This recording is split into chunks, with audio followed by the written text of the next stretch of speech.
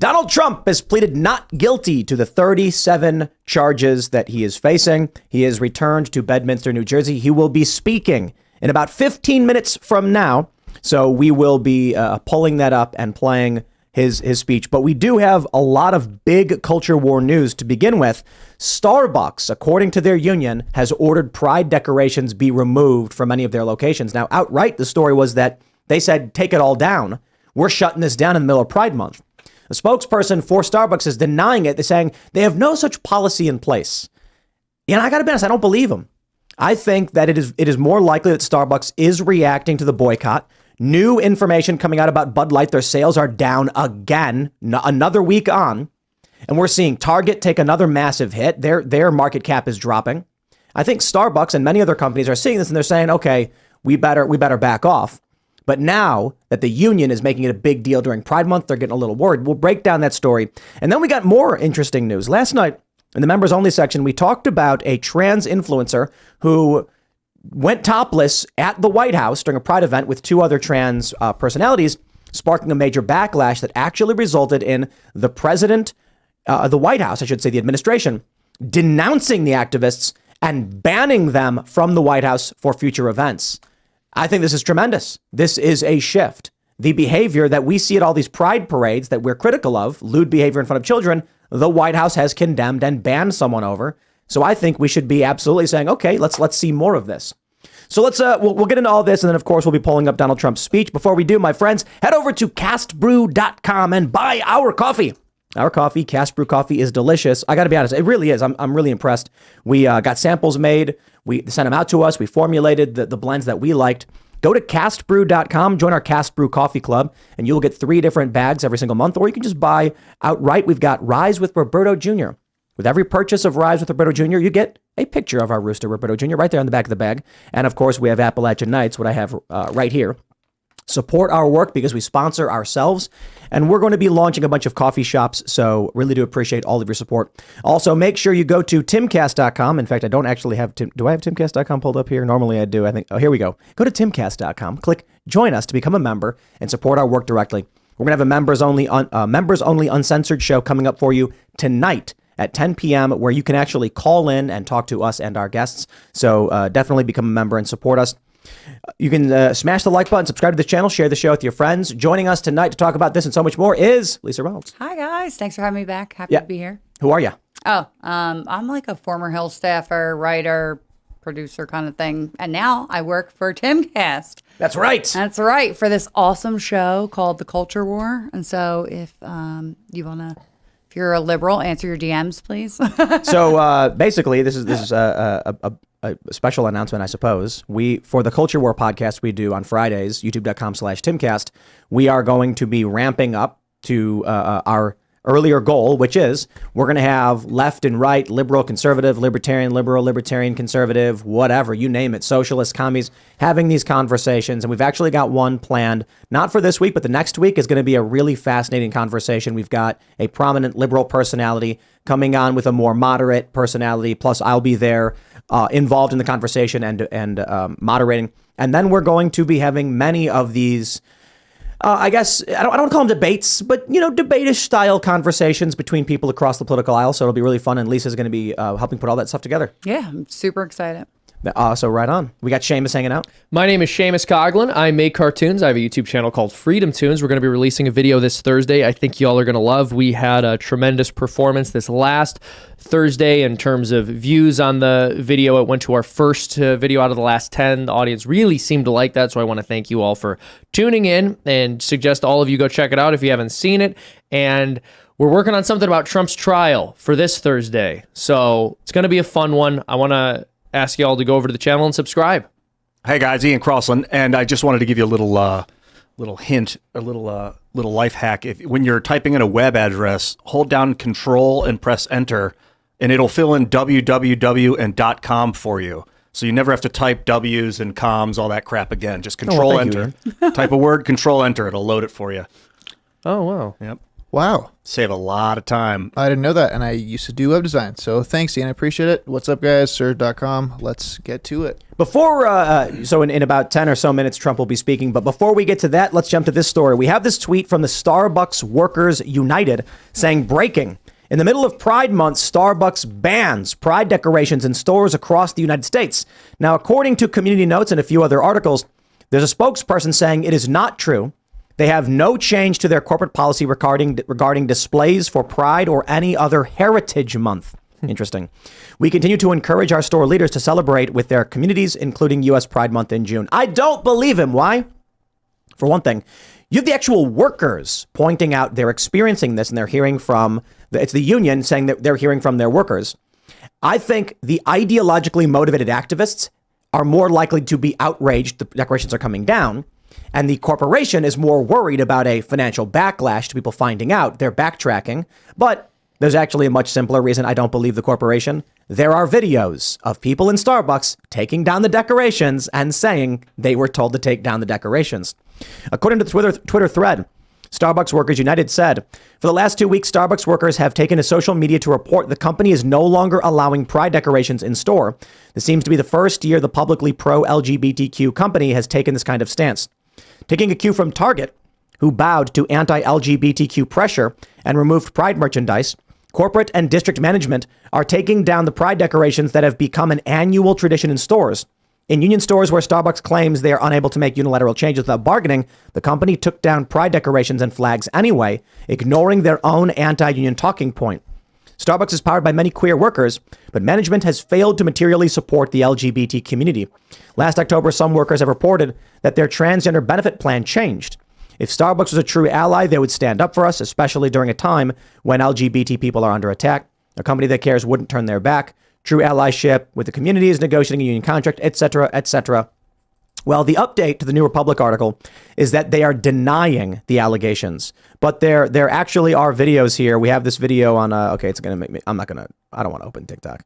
It's, they did post videos on the article. Maybe I can play it this way. There we go. You've got people in Starbucks taking down Pride flags. So you can see them taking the flags down. You know, so when I see a video like that, there's like 3 or 4 others that they play, and I'm kind of like, yeah, it probably makes sense that Starbucks is saying take this stuff down. And it may be that all of these companies are taking major financial hits. The White House is even condemning trans activists for their behavior that we see typical at Pride events. It seems like there is a major shift in the culture war. Yeah, corporate America is scared, and I think the elite are actually starting to become frightened that they've pushed this on us too quickly. That doesn't mean they've given up. That doesn't mean they've won. It just means that some of them are going to be a little bit softer with their messaging for a little while. But Starbucks doing this is quite significant because this is a place where beautiful people do important creative things on their MacBooks. And so as the urbanite and brilliant, forward-thinking cosmopolitans who make up their consumer base or who are their ideal customers, to be less important to them than the massive public backlash that they fear might befall them, as occurred to Target and Bud Light, is an unbelievably beautiful thing. I mean, there is real market pressure here. And I have to say, this is not something I predicted. I remember when people stopped buying Bud Light, I was cautiously optimistic, but I was a little bit worried that it might fall off. And now this is trickled all the way down to Starbucks. I mean, how wonderful. When you think of liberals, you think of Starbucks. Exactly. That is exactly what you think of. And so that means what the conservatives are doing is working. We're finally doing something that's working. This means we should go harder, keep it up, never let down. I just kind of think it's much simpler than that. I don't want to say it's not working, but I think conservatives are just in the front of the wave surfing this energy, right? Target was already dealing with backlash before conservatives even brought it up. Something changed. You know what I think it is? I think for the longest time you have pride parades. Nobody cares. They say, I don't go to those parades. I don't care if you do them. Then they have pride merchandise at stores and they're like, don't know, don't care. My family doesn't even know anything about it. Do your thing. Then one day their kid comes home with a book from school talking about adult concepts and showing them graphic pictures. And now they're saying, is that what they've been doing? Yeah. Wow. And so then when they walked into a Target, they went, no, I saw those books. Now we're seeing the same thing with Starbucks. Finally, people are saying, you've stepped over the line. This is the crazy thing. If they just kept it, we're going to have our celebration and we're going to mind our own business, nothing would change. But as soon as they started introducing it to children, now it's taken the whole thing down. But even with the parades and the celebrations, they've like upped the ante. There is rampant degeneracy. There are naked people, like illegal, lewd, nudity, sex acts, etc. Yes, Let's just be very especially, clear about it. exactly, and in front of children. Oftentimes, like, these are on major city streets. And even if you're not there to go to the Pride Parade, what if you have to take your kid to the doctor and you have to walk down the street that's on the parade route? Like your kid, they are forcing your children to interact with them nonstop. And I think the parents have had enough. I've had enough. Well, and the question is, do we want to create a culture where it is safe for children to be outside in broad daylight with their parents, where they won't be likely to see anything sexually perverse? Or do we want to make this a country where perverts are free to wear leather half naked in the streets? That's the question. And your average American, who is not necessarily on the right, is saying, I prefer a country where children aren't going to see that when they step outside. You kind of want a balance because 100 years ago, men weren't allowed to go shirtless. Good. It was Based. illegal because of decency laws to have a no shirt on when you walk Men around. couldn't outside. wear shirts? Yeah, and it was like 1920. No, couldn't be shirtless. Couldn't be shirtless. Sorry, yeah. Now mine was backwards. Tim's like, interesting. Men, take your shirts off. I would rather I don't know go if I- back. I would rather go back to not being able to see women's ankles, right? Like literally not being able to see women's ankles than what it is now. But you're right. You're right. No, like let's be real. I prefer some good old classical and traditional liberalism. People want to dress the way they dress as long as it's not lewd and obscene. So you can wear shorts. Women can wear gym shorts and go jogging, whatever they're wearing. But you have to cover your ankles with socks. No. But if you're going to tell me my choice is between going back to puritanical no ankles or that video we saw out of West Hollywood where two adult men performed a sex act on each other in front of children, I'd be like, yeah, ban all of it, no ankles. Yeah. Like I will gladly wear 2 layers in the summer. No child was ever traumatized or abused because they couldn't see someone's ankle, right? Think about this. Like, You it's can't obvious. buy, as a woman, right? Do you know how hard it is for me to even buy a bathing suit that covers your entire backside? Like they're almost non-existent. My kids are they're like, I'm on the beach with my father, my brother, my 2 children, and they are looking at girls' butts all day long. Like it's like there's nothing wrong with it. All of society has gone way off the rails, and they're like, oh, that's fine. I even see girls in the conservative movement. They're on like religious holiday trips, and they're in thong bathing suits. Yeah, it's wild. Or at least the ones that are almost a thong. Like, what are we doing here? I understand. Like there's a line, and the line keeps being pushed upon. I don't mind bathing suits. The issue is though, like Ian, you were just saying it's like Sharia almost. Look, man, we talk about this when it comes to abortion. If my choice is a pro-life candidate who says we should restrict abortion outright, I go, well, I don't know if I agree with that. Then I look over to the left and they say something like, we should have people getting abortions at 9 months. And I'm like, no, we should get rid of that. What are my options? My option is literally just the one who stops that. And this is what the left doesn't seem to understand. This is why I think Starbucks made this move. This is why I think these corporations are making this move. Because they're right now, the bifurcation of culture has split dramatically where the traditional liberals in this country who are like, we're totally cool with pride flags, are now saying, I don't want to have to explain to my kid why those 2 adult men were doing a sex act in public. Just get rid of it. Yeah. So now it's like Pride Month is out because you've crossed the line. Well, I think, Lisa, you touched on something very important when you were discussing having trouble finding a modest bathing suit, which is that as soon as something becomes normalized, it almost invariably becomes the new status quo. And then that ends up being forced onto everybody else. So it's rarely an option between tyranny and freedom with these left-wing social causes. In fact, with the left, that's never the choice. It's almost always you're going to have reasonable restrictions or you are actually going to be forced to support or even engage in licentiousness and degeneracy. I used to wonder about that, how a girl could go outside with a thong bikini on and not get arrested for public indecency because I could see her full butt. Yeah. Like, well, that's naked. Just naked almost, right? Yeah, you can't just put a piece of thread through your butt crack and pretend like you're not naked. That's Where are the nuts. morals? Amen. My father, like, I don't want to be with my father on a beach Yeah. with girls and their butts hanging out. Like, that makes me uncomfortable. Don't should. these people have any self-respect or don't they have any care for their family and it's just gross. There to are me. nude beaches. I don't think kids are supposed to go to those. Then that's because you get, your skin, sunlight is really healthy for your skin. So You have a backyard. Everybody's got some of a backyard. for that the would be most part. ideal. City Well, people not, don't. not in cities. I yeah. mean, I live in the city, and if I really need to do that, I can make it happen. I'm just saying, but I don't need to do that. By the water, it's really, really healthy. All that salt Yeah. water. We're going to see a pendulum swing back in the other direction because it's gone too far. There's been tons of tolerance. There's been a ton of live and let live, and that's why at the beach people are wearing basically whatever they want. But now it's getting to the point where, look, I don't think most people to this day. I think most people still don't care that women are in bikinis at the beach and that guys are wearing Speedos or whatever. If they do, most people still don't care. What happens is you get to the line where there are people in parades.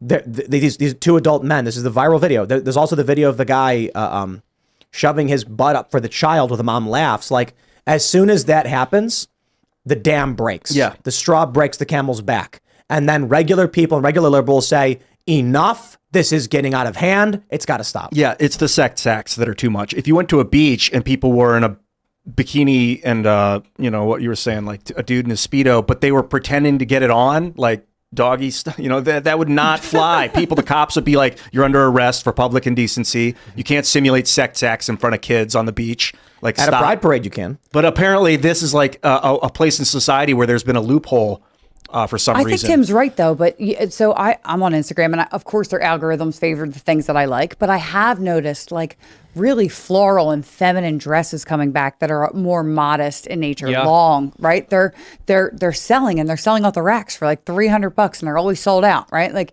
there's tons of them, and I'm seeing more and more people talk about wanting to homestead, and I think the pendulum is starting to swing, which is the only thing that's really giving me some And it hope. is. It is. I'd like to start this story off by giving a shout out to Joe Biden.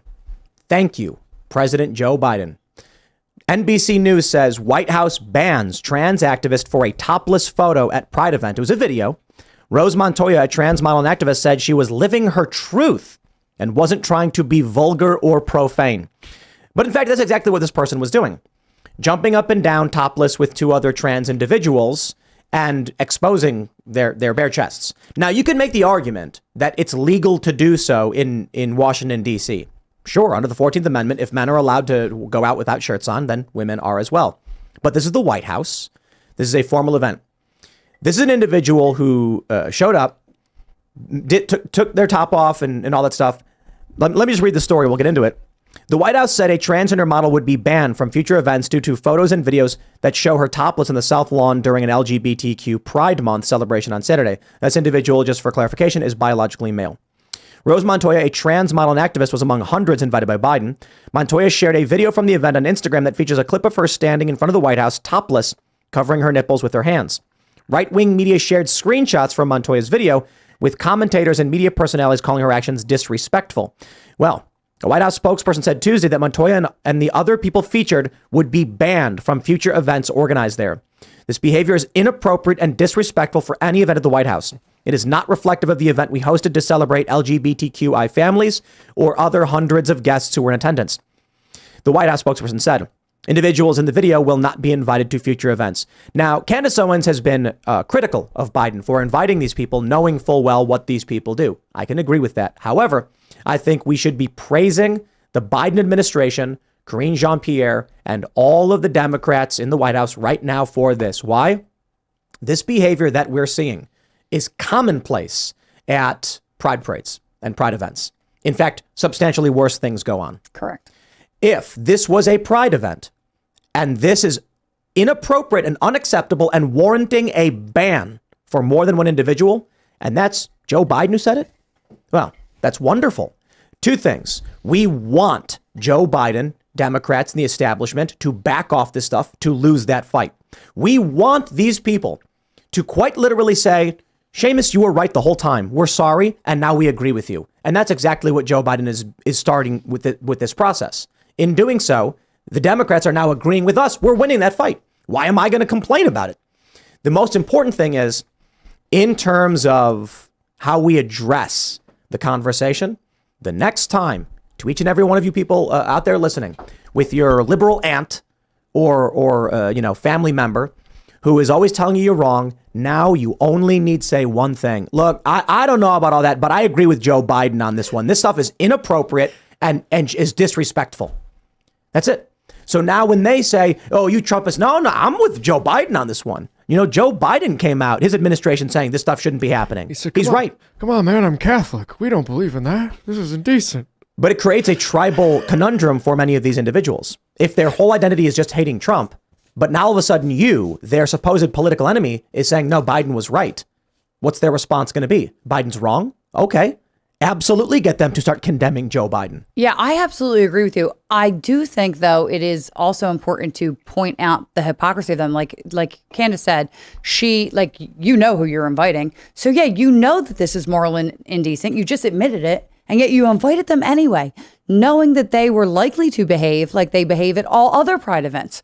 What's wrong with you? Let me show you these tweets, because I think there's actually a good exchange between Candace and myself.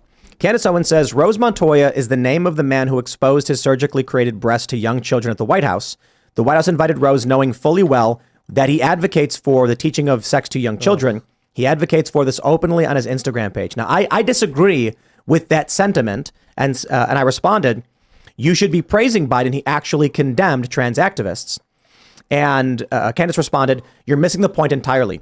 Biden is only condemning this act because his voters were outraged. He invited this individual to the White House knowing what this individual was and exactly how they behaved in public. His entire Instagram is dedicated to debauchery. I said, after realizing it was hurting him, he backtracked. Now is our PR response. Now you praise Biden in order to push the story and force him to keep condemning the behavior. Now we say this LGBT pride stuff where they dance naked at parades is bad. I agree with Joe Biden. That's my point. By all means, I certainly understand what Candace is saying. The Biden administration, these individuals know who they're inviting, what they do. But what you need to understand about many of these people is they're fair weather politicians. If they see in public people saying it's good, they say, sure, fine, whatever. But then all of a sudden they engage in the behavior and it goes bad and they're getting a big backlash. If the only options you present towards the Biden administration, Democrats, liberals, or whatever, is always, no matter what you do, we're mad at you, then they'll just write you off. If you say, you know what, I disagree with you on politics. I think the Biden family is deeply corrupt, but in this one, thank you for doing the right thing and condemning this behavior. If this means they faced a backlash, if Joe Biden faced a backlash among his voters that was so severe he actually condemned this, that means we are winning. And this kind of lewd behavior is now being condemned by the president. Like, that's culture war victory. Like one of the best we've seen. Now you can go to each and every one of those liberal family members and friends and be like, look, even Joe Biden's calling this out. Will you now take a second to listen to me? I think it's victory. I say, thanks, Biden. I appreciate it. I really sincerely mean it. It was the right thing to do. Oh, I absolutely see it as a victory too. After he denounced it or disavowed it, absolutely, it's a moral victory, because anytime that they continue to be half naked, you can say that's wrong. It's not good enough for the White House. It's not good enough for my kid's school. But it was a pride event. This person went topless, and Biden said this is wrong and disrespectful. And you know what? He's absolutely correct about that. It is wrong and disrespectful. I think the big issue as to why this debate is happening is because people don't want this stuff around kids. And that's it. When Bud Light thought they were winning, they absolutely sponsored these events. It hurt them. Target, it hurt them. Kohl's, it's hurting them. North Face, it's hurting them. All these companies are now facing this massive backlash. The White House, it's hurting them. All this massive cultural shift, it's like victory's around the corner, man. I'm not gonna look a gift horse in the mouth. You know what I mean? Like, Joe Biden's coming out being like, I guess you guys win. I'm like, that's right. We were right the whole time. I used to think that Puritans were so far behind the curve, but now I'm realizing in real time how society can become aberrant. I've never seen it in my life. I'm 44. I never saw real derogatory behavior take mainstream attention. It's always been blackout drunk, that's disgusting. Drug addicts, gross. Sex in public, disgusting. I knew that stuff.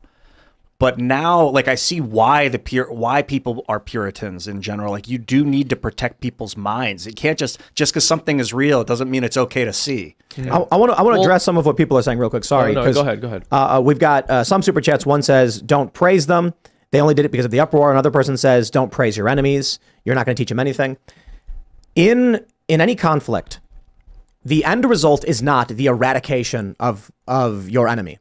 In some instances, that's what they try to make happen, for sure. You know, genocide has existed throughout history. It's horrifying. But in most wars, it is the subjugation of your rival. Someone declares one another country. What do? They occupy that country and then use the people of that country towards their ends. It is not just like they go in there and say, now we will remove these people. Like, certainly it's happened, but that's not typical. In terms of only doing it after uproar, that's what we want to happen. Someone does something bad. We say, rabble, rabble, rabble. They say, okay, we're sorry. We say, thank you. And then we continue through. It's like you've claimed the battlefield. They've surrendered and laid down their arms and said, you win. And we go, okay, now the battlefield is ours. Now we're going to dictate the terms. In terms of, not praising your enemies, he says, don't praise your enemies, you crush them. When we get to the point where all of these corporations are agreeing with us, in order to make them continue agreeing with us, we now must give them positive incentive. We said, what you're doing is bad. They said, screw you. We said, it's bad. We're not going to buy your products. Now we stop buying their products. Now their market's tanking and they're panicking. If we don't buy their products, what will they do? They'll say, okay, we're going to double down. Now's the opportunity to say, hey, wow, these companies are backtracking. Give them an incentive to sell to you and they will shift even further in your direction. So I know to a lot of people it may seem counterintuitive because you're angry at what many of these corporations were doing, at what Biden has done and is doing, and it's not just about the culture war, but you've got to plan for how you actually win this and what your end goals are going to be. If we truly want these people to stop targeting kids and stop the lewd and lascivious behavior in public and in schools, we have to utilize this statement from the president. We have to use it. I wonder. Oh, what are you going to say, Lisa? It's a step in the right direction, but it also. So I see what you're saying. It's a step in the right direction, and we want to encourage like good behavior, like with any children. You want to encourage good behavior, but it's not. It's only a piece of it. For the rest of it, like they knew this guy promotes, being degenerate in front of children, and they invited him. Like, where's the apology for that? Are you just apologizing? Person took his shirt off, right? Is that the only reason that the apology is there? Well, okay, but right. 3 people taking their shirt off in the White House. But where is the outrage and the apology for inviting these people that you knew were degenerate to begin with and advocated for things that most of the country disagrees? Where's that? I don't think you're going to get that. Yeah, not from the White House, not from a political power. They'll ban the enemy. That's they why I'm turn saying this guy into an enemy. It's a good start, but we have to get to the other. We can't declare victory just yet. Well, I don't know. It's not about declaring victory. It's about there's 2 paths the Democrats can go down right now, and corporations and everyone. It is doubling down on their behaviors like Bud Light is currently doing, or it's saying, okay, we were wrong and going the other direction. The only way someone will change their life, their work, the only way that they'll change the thing they're fighting for is if there is a path of least resistance and a light at the end of the tunnel. If you create a roadblock in front of them, no matter what they do, they will keep doing what they're doing. It's just, there's no other, it's just simple logic. You say to the Biden administration, I hate you and you're wrong. They're going to be like, what was the point of apologizing? We got nothing for it. It made us look worse. Now everyone's mad at us. Just keep doing what you're doing and latch on to the fans you have. Yeah, if really. we come out and we say, no, you're doing a good job, they're going to be like, hey, we're winning over people by doing this. Let's keep doing more of it. Right. We want them to try to win our approval. So we have to offer them. Like I said, I agree morsels. with that incentive, just like you would with a kid. But it's, to me, that's like we still have to keep pushing them further and further and further. Yeah, I would agree. I mean, I think we have to let people know what they're not getting. So you're right that there's an apology here, but then there's also a question of, well, is he addressing the fact that he did invite this person who was promoting horrible stuff in the first place, right? I mean, there wasn't an apology for that. And you're right that we're probably not going to get one. I just think it's important for people to know that you haven't gotten that, right? They haven't made this right. They've pushed a little bit in the right direction, but it's... There are a lot of bad people who get invited to the White House. The first question right now that we can address is the behavior at the White House. Yeah. And there may be someone who's done something horrendous and then they got invited after the fact. And it certainly has happened with a lot of people, like Obama invited certain people. There's a lot of people we could name that we can talk about the Weather Underground, for instance, and these people who have sorted past. And Trump invited Milo. I mean, there are questionable people that get invited who have done things. The question is, first and foremost, was it proper decorum for the White House? And the fact that they're saying no to this means we now have the opportunity to say, if it's not good for the White House, why is it good for the public streets? That's a victory. If he was upset that it was in front of kids here, why not be upset that it was in front of kids elsewhere? This is it right here, man. Now, when it comes to the schools, if someone says, why do you care so much about what's going on in these schools? And I'll be like, I agree with Biden on this one. Do you they know how shouldn't good be showing this kids is? this stuff. This is so good for ads, though, for Republican ads. They should have the slogan. Remember how everybody was saying, bring back decency to the White House by having Biden come in and say, this is your decency, and show the White House and like a background picture with the zipper marks and the person with the fake boobs and say, this is what you voted for. This is decency brought back to the White House. And what is Biden going to say? And what is Biden going to say? I already said I was sorry, man. But this you can't run on that. But he will say this, and then the response will be, so did you not vet the individuals, or did you know and regret it after the fact? But that is true. I think conservatives are going to. This is it for 2024. No question. They are going to run these ads in suburban districts targeting women relentlessly. Oh, it's so annoying. And it will work. It's going to be suburban moms who are going to be like, I am outraged that this happened. This is not decency. In fact, it's worse than Trump. They said Trump was the lewd old man and he was potty mouth. But it was Biden who brought the people to come in and take their shirts off and jiggle them in front of a camera. Well, and that's the thing people miss about Biden, intentionally so, in the media, is it's not like we went from Trump, who is abrasive and angry and mean to people, to Biden, who's nice and sweet. We just got someone who is equally, if not more abrasive and mean, but way less funny. Right? Biden did not bring decency to the White House. He's just very creepy. He's very gross. And he's also very mean. There was nothing decent or adult about him in his entire career. Yeah, I don't think so I do either. want to point out real quick. Trump was supposed to speak at 8:15. They pushed to 8:30. They pushed to 8:45. So making him wait, D. Well, he's coming back and he's doing his thing. So I feel like that's we'll get typical to it. Trump. Yep. I can't remember the last time he was on time for anything. I think once. He's loving it. But I think I closed the article. Let me try and pull this back up. This is important. So let's talk about the next big story here, my friends. I'm going to start right away with this article from the New Republic that we did cover, but this is important context. When I scroll down, I want to see if they kept their horrifying and ridiculous statement on right-wing rage. Read this. It says, it would be understandable for Starbucks to suddenly grow wary of overt pride displays, considering how bad right-wing rage has become. Target stores in 5 different states received bomb threats over the weekend and had to be evacuated. Liars. But there had been no such fury directed at Starbucks. Now hold on there a minute. The New Republic is outright lying. Yep. The bomb threats came from left-wingers who were upset that Target pulled their Pride merchandise. We have this story from, I believe, we have Daily Wire first.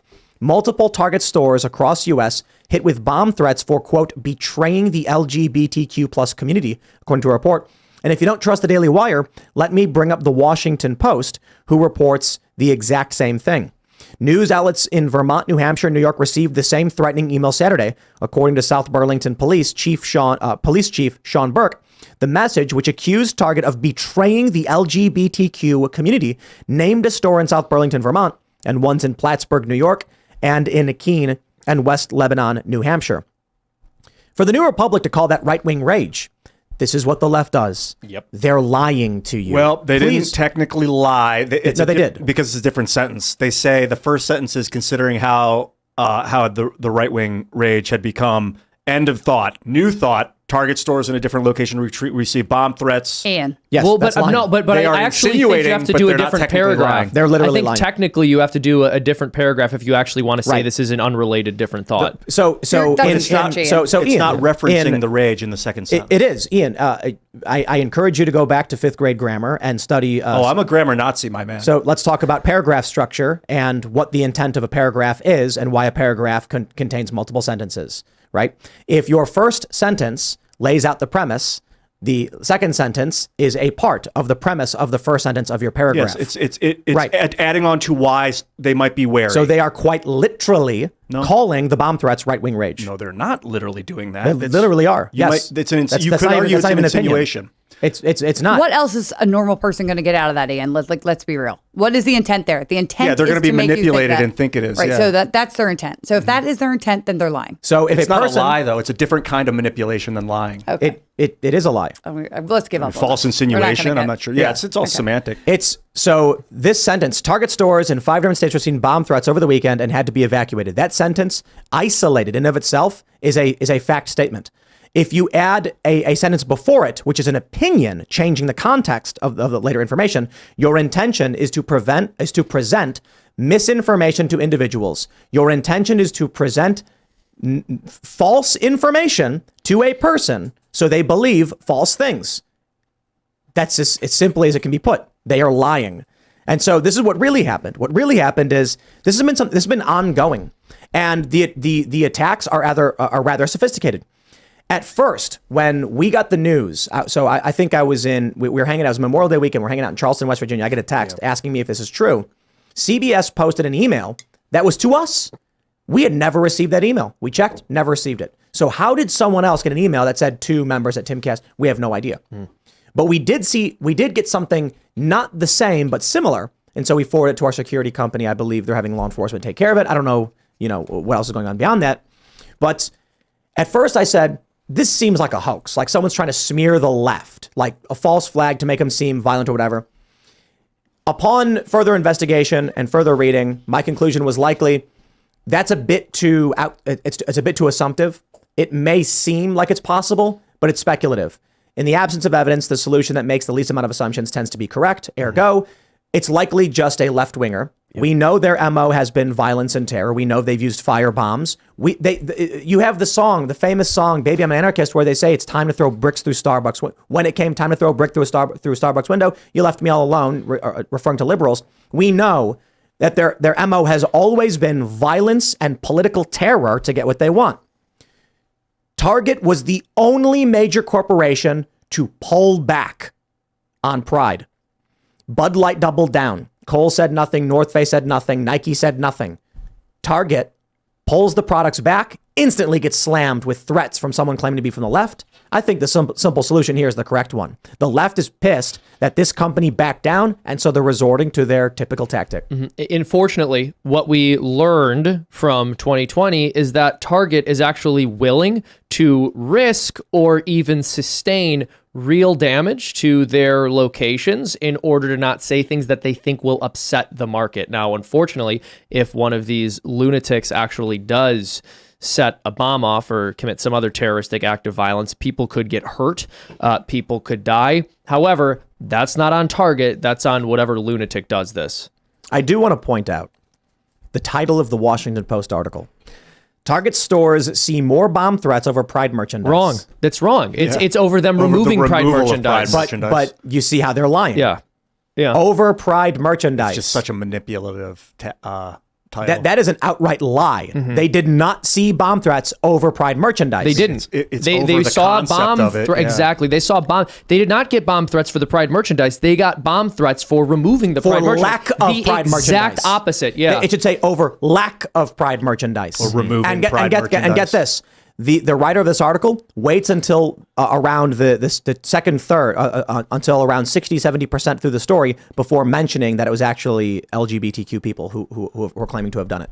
This is how the media lies. It is a lie. That headline is factually false. And how many people are going to see that headline and share it and say, this is why we're not safe in this country. The right wing is coming after us. We know that they do this all the time, though. They do this with absolutely everything. They make up these fake things that happen, and then they say, oh, this community, they're the most at risk from right-wing extremism. If this really happened and this was a Republican, or a right-wing person, you would 100,000%, you would know the person's name. Yep. They would be arrested tomorrow. We still don't know who the Jan 6 bombers are, right? But you would know who called in that bomb threat if it was a right-wing person that was doing that to Target. You would 100% know. every time. It would Well, probably not only have that- the word terrorism in the title. And not only that, every other brand on the planet would be saying we stand in solidarity Yep. with Target, or there would be some kind of nationwide movement to acknowledge this and have an open dialogue, which is another way of saying a lecture from the LGBT community about how special and good they are and how bad and nasty we are for not accepting their lifestyle choices. Yep. Well, it looks legit to me that the actual threat was from who they say they were. I don't know. Could be a false flag. If someone's smart enough, and intelligence isn't always an indication of good and evil. Like an evil person can be intelligent. Oh, yeah. But if some evil, intelligent person wanted to create a false flag and make it look like the LGBT community was striking out because their materials were removed, well, nice job. You succeeded. But mean- it really feels like anger. Like Unhinged legitimate people anger. lash out. That's what they do. I mean, I don't know what else to. I just chanted a little Jordan Peterson. What were you saying? It's like, man, if that's what you're doing, you better Good for you. You accomplished If you're it. doing that, then cut it out, man. It's not good. If it is not right, do not do it. If it is not true, do not say it. Amen.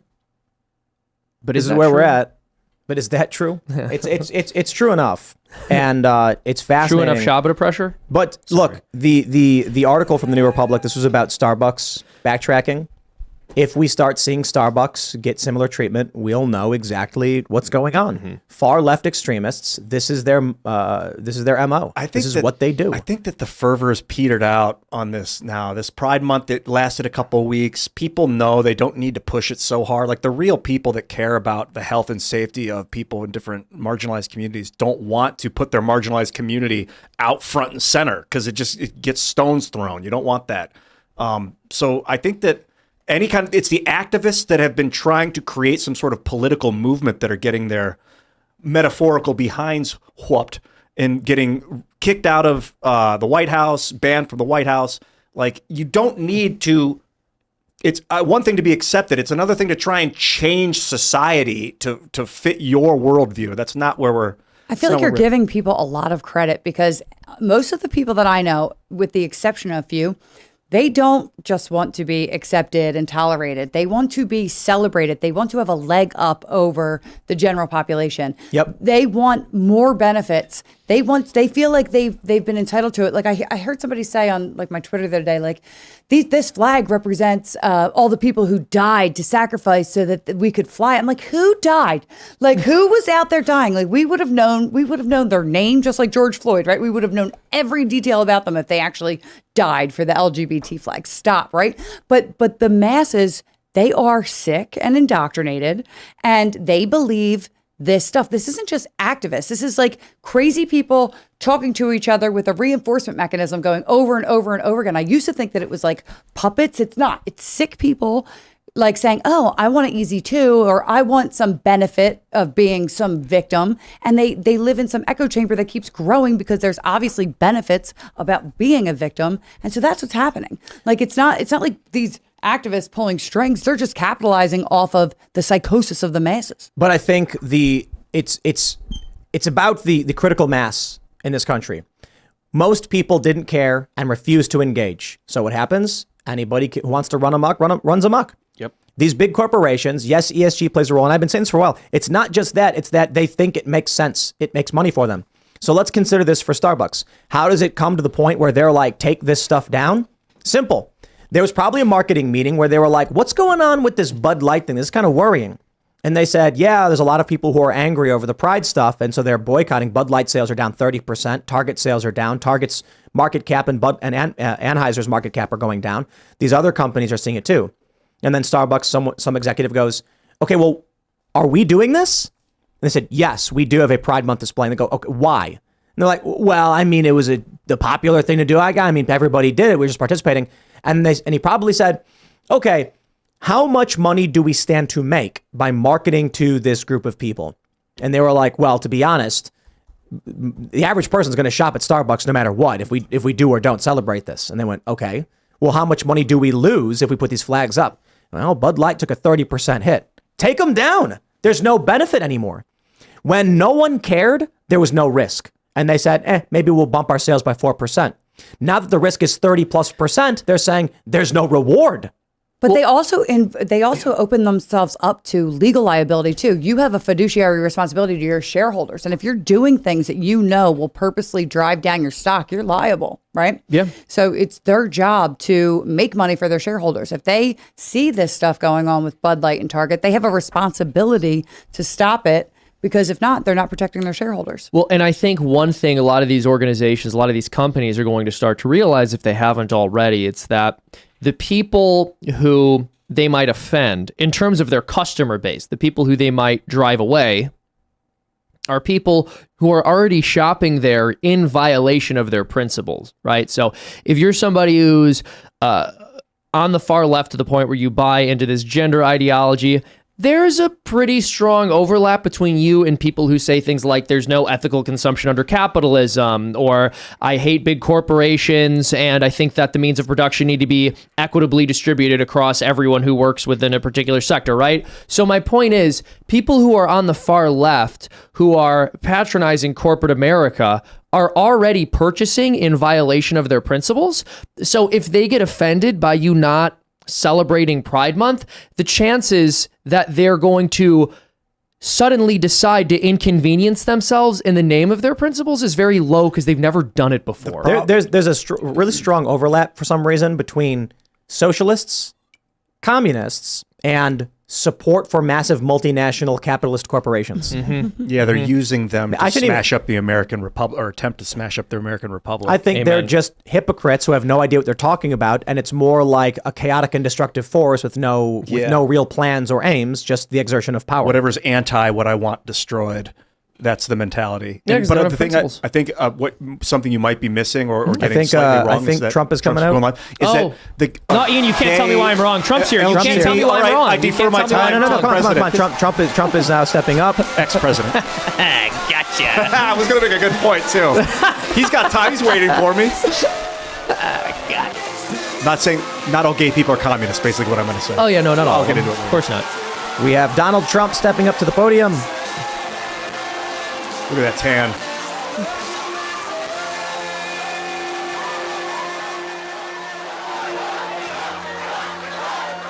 Look at all those phones. You can see Trump in various angles. Look at this one. I feel so bad for him. For Trump? I do. I feel awful for him. It hurts my heart looking at him. Well, it's his biggest crime month to help America, and they're torturing him. They're killing him. It's disgusting. Come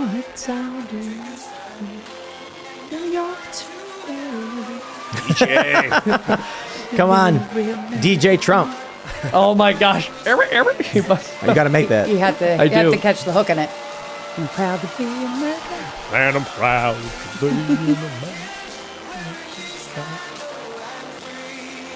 I like how he's Look at just, this guy he's up just front standing there. dancing. I love He's him. a half an hour late, but he's still just standing there not talking. Jamming out. If I go to the bathroom, you think he'll still be standing there when I get back? No, here we go. The music coming down. He's going to make so much money tonight. I already got 2 texts. Do you want? I should read them. Oh, to for you. fundraising? Yeah, they're Let me great. see. Did I get any? This is a Well, you guys collection subscribe to his agency fundraiser. Ready? later. Never mind. Lisa, during these dark hours, I hope my message reminds you that we are unbreakable. Watch. And so then there's a video and then the fundraising. All right, Trump, I love you, but I got to go to the bathroom, man. See you in a minute. He's just standing there waiting, watching you while the song plays, waiting for you to come back.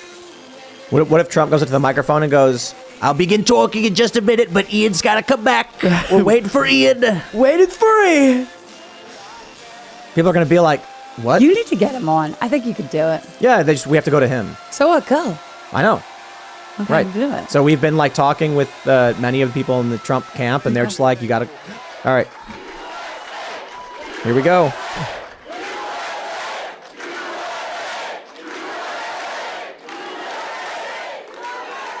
Well, thank you very much.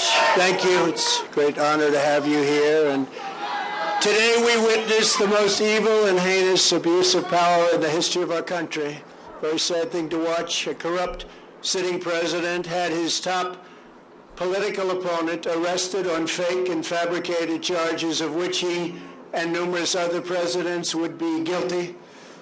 Right in the middle of a presidential election, in which he is losing very badly. I'm going to try this other audio. Election interference in yet another attempt to rig and steal Just a got better. presidential election. More importantly, it's a There we go. Was that us? political No, that was persecution them. like something straight out of a fascist or a communist nation. This day will go down in infamy, and Joe Biden will forever be remembered as not only the most corrupt president in the history of our country, but perhaps even more importantly, the president who, together with a band of his closest thugs, misfits, and Marxists, tried to destroy American democracy. But they will fail, and we will win bigger and better than ever before.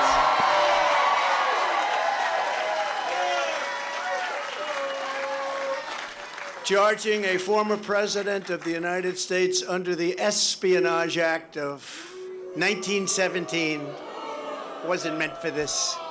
An act for a crime so heinous that only the death penalty would do, and threatening me with 400 years in prison. Wow. For possessing my own presidential papers, which just about every other president has done, is one of the most outrageous and vicious legal theories ever put forward in an American court of law. The Espionage Act has been used to go after traitors and spies. It has nothing to do with a former president legally keeping his own documents.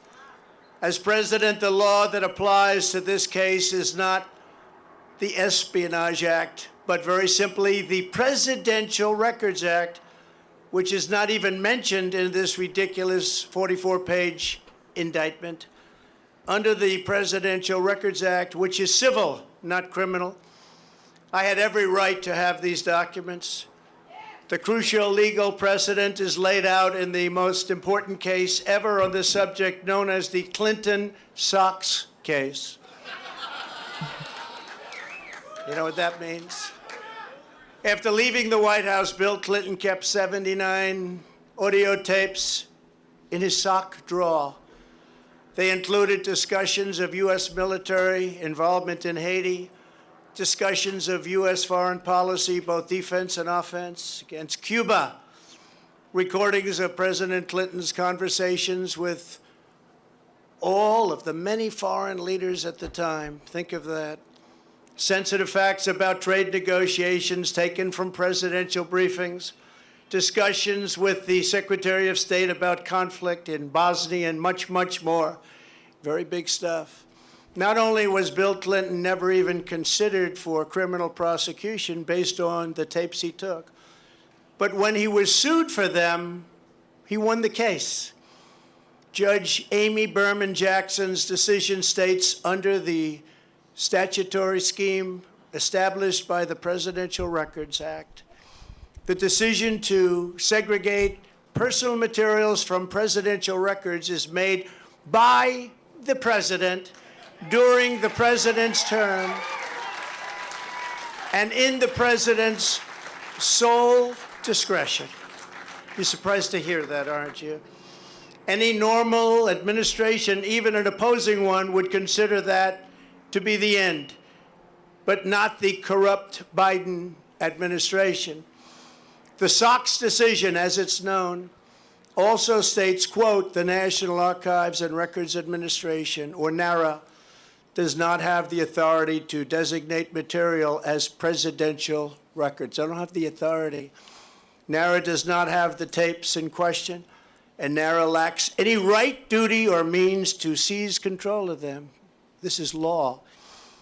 The president enjoys unconstrained authority to make decisions regarding the disposal of documents. That's unconstrained to make that decision. Neither the archivist nor Congress has the authority to veto the president's decision. The Presidential Records Act does not confer any mandatory or even discretionary authority on the archivist to classify records.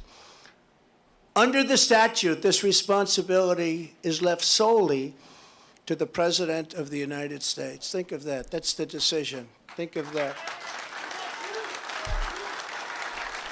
Now, just think of that.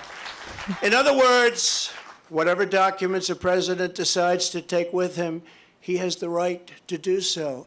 It's an absolute right. This is the law. And that is something that people have now seen, and it couldn't be more clear. They ought to drop this case immediately because they're destroying the country. And this is why no other president, even those who kept far more documents than I, has ever been even investigated, let alone charged with a crime. Because the sham indictment put forward by the Biden administration included staged photographs of boxes at Mar-a-Lago, many people have asked me why I had these boxes. Why did you want them? The answer, in addition to having every right under the Presidential Records Act, is that these boxes were containing all types of personal belongings, many, many things, shirts and shoes and everything. As can be seen in the picture where someone, not me, I wonder who it might have been, dumped one of the very neatly arranged boxes all over the floor. They were full of newspapers, press clippings, thousands of pictures, thousands and thousands of White House pictures. The White House photographers, some are with us today. They took so many pictures, and we saved all of them, and they were in those boxes. Clothing, memorabilia, and much, much more. I hadn't had a chance to go through all the boxes. It's a long, tedious job, takes a long time, which I was prepared to do, but I have a very busy life. I've had a very busy life. They make it more busy because you're always fighting. And under the Sox decision, there seemed to be no rush. I wasn't in a rush because that decision was a law. The other picture that was so vile, you remember that one? It was angry and corrupt, was the photo staged by the FBI. And those that raided Mar-a-Lago, they were putting documents all over the floor. Remember that famous picture? All over. It said confidential, said presidential, said all sorts of things. And it was supposed to be there like it was that way when they raided. It wasn't that way. They put them there, took the picture, and released it illegally to the press. They took my medical records, my passport, my birth certificate, and apologized. They even brought a safecracker. This is a professional safecracker they brought into Mar-a-Lago. And they broke into my safe, and you know what they found? Nothing. There was nothing there. Nothing there. And zero.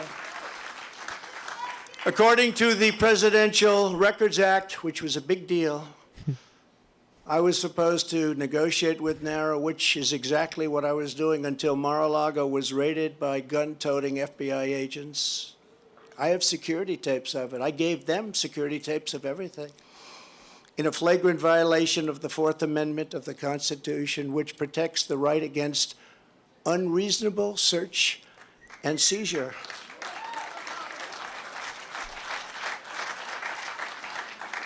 And Sebastian, you covered very well, I must say. Very well. I'm not the one who thinks I'm above the law. I'm the one that followed the law. I'm the only one. It's Joe Biden and his corrupt Department of Injustice who think they are above the law. Never before have the two standards of justice in our country been more starkly revealed. Joe Biden had troves of classified documents from his time as vice president and even as a senator, which was completely and totally illegal. In fact, other senators heard about it. Dick Durbin heard about it. You have to see his response. There's no way that's totally illegal. Took him as a senator out of a skiff. They were shocked when they found out. They actually thought it was impossible to do. Biden sent 1,850 boxes to the University of Delaware, making the search very, very difficult for anybody.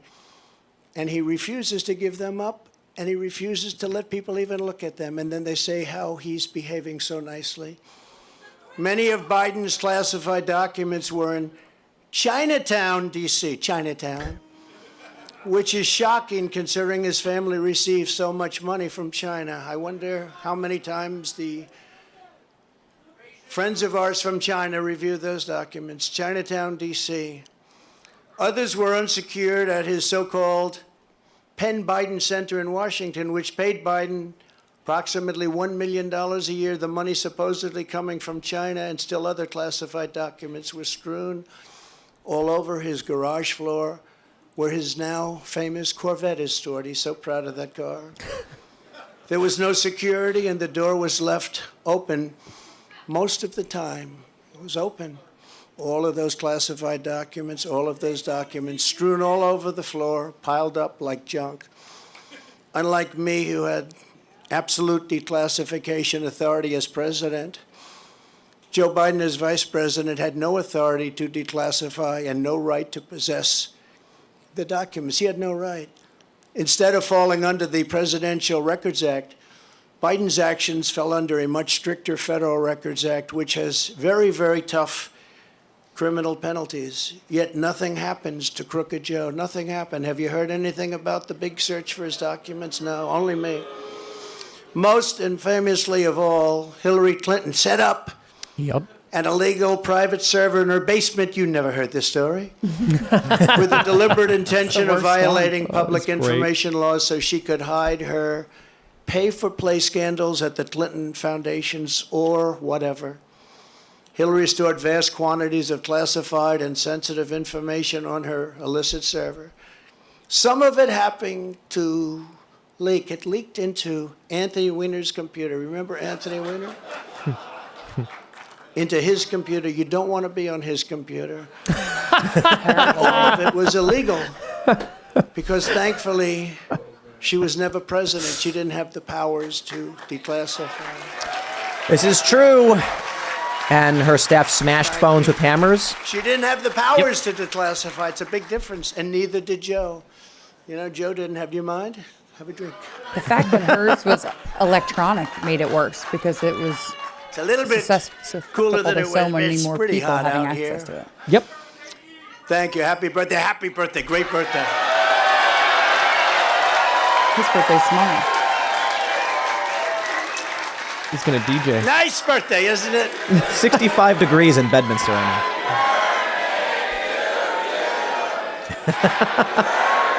It's tomorrow. He's so His birthday's wholesome. tomorrow. Flag Day. It's my brother's birthday. That's how I know. But yeah, Flag Day, June 14th. We should have cake. We should. Get a Trump cake. Wonderful birthday. My mom did They were that one saying year for my happy brother. It birthday. said, I happy was birthday, with- President Trump. I was with Eric and Laura, the kids. Happy birthday, Grandpa. Happy. And I said, oh, great. I just got charged with, they want 400 years approximately. If you add them all up, a fake 400 years. Oh, thank you, darling. That's so nice. Wonderful birthday. And we're going to make it into the greatest birthday of all. We'll make it into the greatest of all. When caught, Hillary then deleted and acid washed. Nobody does that because of the expense, but it's pretty conclusive. Isn't it bleach pit? 33,000 emails in defiance of a congressional subpoena already launched. The subpoena was there, and she decided to delete, acid wash, and then smash and destroy her cell phones with a hammer. And then they It was say, her staff that did it. I participated in obstruction? No, think of it. That's called obstruction. There's never been obstruction as grave as that. She did this in the face of everything, and yet nobody did anything about it. The FBI and the DOJ protected her, did not issue subpoenas, did not use a grand jury, did not execute search warrants, and then the corrupt head of the FBI, James Comey, declared no reasonable prosecutor would bring a case. Can you believe it? And that was just one of many items. Hillary Clinton broke the law, and she didn't get indicted. Joe Biden broke the law, and in many other ways we're finding out, and so far has not gotten indicted. I did everything right, and they indicted me. But, you know, we're serving as a great example. In the case of Bill Clinton's national security advisor, remember that? Sandy Berger. He was caught stealing classified documents from the National Archives, very big ones, very important ones, by stuffing them in his pants. That's pretty. And putting them also in his socks. And he destroyed them and cut the tape with scissors, cut them all up. What Berger did was highly illegal, but he was given nothing, no jail time, nothing. Nothing happened. There are countless other examples. Bill Clinton, who I happen to like, hard to believe, right? Before I did this, I was actually quite friendly with him.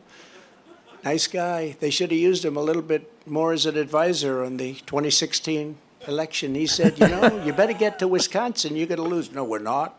You better get to Michigan, you're going to lose. No, we're not. They did. Bill Clinton lost the nuclear codes, and absolutely nothing was done about it. He lost the nuclear codes. The George W. Bush White House lost 22 million emails, a record. NARA cannot assure complete transfer of any of the Bush records. A document shredding truck was spotted on the way to Dick Cheney's house. Can you imagine? Hillary Clinton took hundreds of thousands of dollars worth of furniture, china, flatware, rugs, and more from the White House, and she wasn't prosecuted. How about that one? She took the furniture and the china. How about if Trump did that? You think Trump would have a little problem? The horrific violations of my rights by crooked Joe Biden's weaponized Department of Injustice are unthinkable. It's unthinkable what's happened. So bad for our country. Democrats all, they lawlessly pierced my attorney-client privilege with lawyers.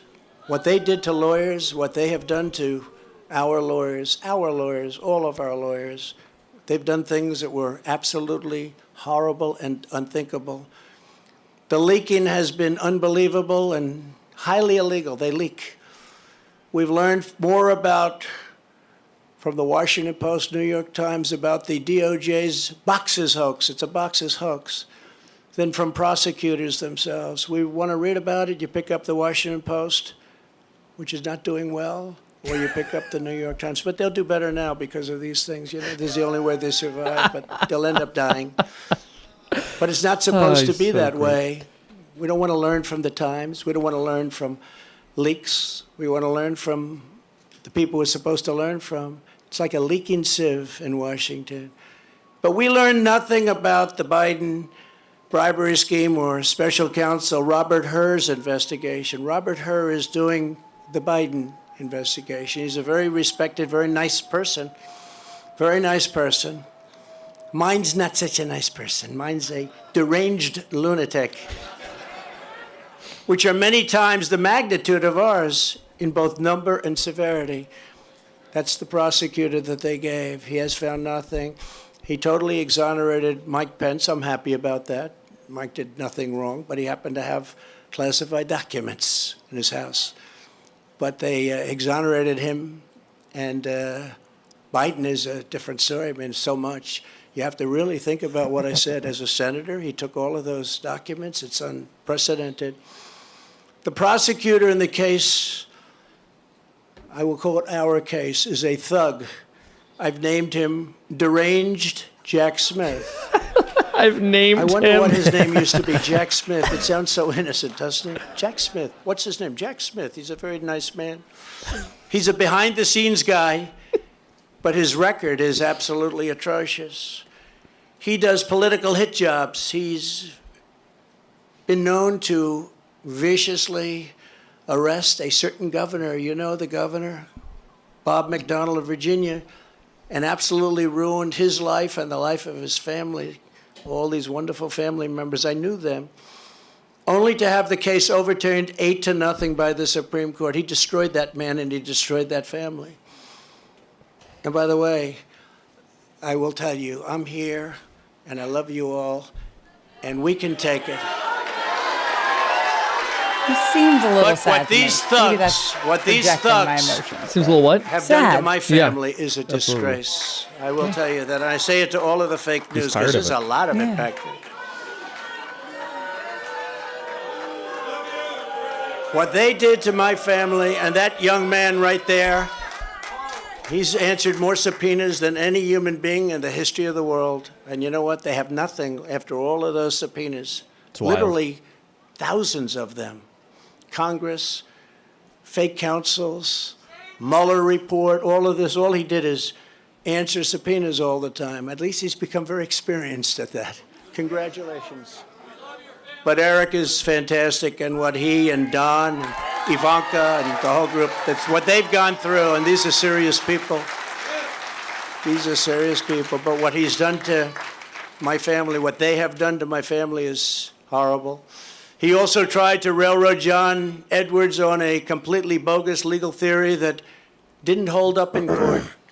It's no wonder this raging lunatic was shipped off to The Hague to prosecute war criminals using globalist tribunals, not beholden to the Constitution or the rule of law. Two things Jack Smith clearly disdains. You take a look at this guy, he looks like a thug. But then I watched him make a speech the other day, and he was trembling because it wasn't his territory. He feels much safer in the inner sanctums of the Department of Injustice, where he can be in his room and scream at people. He's a raging and uncontrolled Trump hater, as is his wife, who also happened to be the producer of that Michelle Obama puff piece. It was a total puff piece. This is the guy I've got. Don't forget, this persecution is being done by the same weaponized agencies that for 7 years have been running illegal psychological warfare campaigns against the American people, much as if they were trying to destabilize a foreign country. From the Russia hoax to the no collusion Mueller witch hunt to impeachment hoax number 1, impeachment hoax number 2, the 51 lying intelligence offers, how about them? They said it's Russia disinformation, and they knew it wasn't, which made about, according to some of the great pollsters that are right here, made from anywhere from a 10 to 17-point difference. And yet we still got more votes than any sitting president in history in the second election. He deserves a get-out-of-jail-free card for the whole We Russia actually thing did much that went on better in the forever. second election than we did in the first Seriously. election. The fake dossier paid for by the Democrats. How about the fake dossier? Remember that one? You think that was easy to go home and say, "Hello, darling, how are you?" when they read about that? It wasn't easy at all. Spying on my campaign, we caught them spying on my campaign. The FBI, Twitter files, and so much more. It's all been a battle of disinformation, one thing after the other, and all to protect the radical left misfits. It's also no coincidence that these charges against me came down the very same day. Evidence revealed Joe Biden took a $5 million bribe from Ukraine. Took a $5 million bribe. But the FBI and the Justice Department don't even want to talk about it. I think Joe and Hunter both. They showed separate. something on television tonight. It I had think there's zero 17 time on the three major tapes. You're networks. talking about Zero. tapes, yeah. No. But Joe and Hunter my, both got bribed impeachment Oh, yeah. separately, But they have Almost tapes. all the and, time. allegedly. Yeah. I think I had there's a lot of them up. 351 minutes. They had no minutes. Okay? I think a lot of people are going to vote. Yeah, I think a lot of people are going to vote. I am. I will tell you, I just left Miami, and I've never seen love in the streets like that. I've never seen it. We've seen a lot of love. I've never seen love like that because they know what we all go through. They know what we've gone through, and they see it, and they're smart. And, you know, many of those people coming from Cuba, Venezuela, other countries, they've seen this happening to their countries. I used to say that the United States, if it keeps going this way, it's going to be Venezuela on steroids. And now we're buying oil from Venezuela. Can you believe it? We have more liquid gold under our feet than any other nation, but we're buying tar from Venezuela, and we're refining it in Houston, the dirtiest, worst oil probably anywhere in the world, and we're refining it. So you can imagine what's going up in the air, and our beautiful stuff we're not taking out of the ground and making a lot of money and paying off debt and reducing taxes still further, which we were in the process of doing. They want to distract from the real espionage and the real crime, so let's use President Trump to do so. Let's go out and let's indict President Trump so they don't talk about the $5 million bribe. Just yesterday, Senator Grassley revealed that the Burisma executive who allegedly paid the bribe reportedly has Crooked Joe on tape. They have 17 tapes, I understand. He must be a nice guy to deal with, right? The guy from Burisma, nice company. They got him and Hunter on 17 different tapes, supposedly. But the FBI isn't showing them. Remember, they impeached me for asking a simple question about Biden's corrupt dealings in Ukraine, and now they see that once again I was right. I was totally right. Yep. Allegedly. Joe Biden and the radical left can take foreign bribes and be totally protected. Republicans all, you must finally get tough. You've got to get tough. You got to get tough, and you got to show them. When you arrest your leading political They're gonna call that opponent, incitement we or no something. longer have a democracy. When people are allowed to pour through our open borders and freak out. our elections are rigged, our country is in very serious trouble. When inflation is allowed to rage, when energy independence and dominance, we had independence and dominance. We were going to be soon very, very dominant. Within 6 months, we were going to dominate the whole world with energy, make a fortune. We were going to be paying off debt and lowering taxes at a level that nobody's ever seen, and they came in and they ended it. But when that's taken away from us, when interest rates and taxes spiral upward in an uncontrolled way, when murderers are allowed to roam, murderers, these are horrible killers, murderers are allowed to roam the streets of our Democrat-run cities unchecked, but the incompetent district attorney in New York indicts Trump for a crime that everybody agrees, every pundit, everybody, there is no crime. But murderers go out and nobody ever even comes and knocks on their door, and they know they're there, and they know their rooms, and they know their locations, and they're roaming our cities all over. And some of them are coming in right now through our borders. But then you have a nation that, as we are, is in serious, serious decline. We have a nation in serious decline.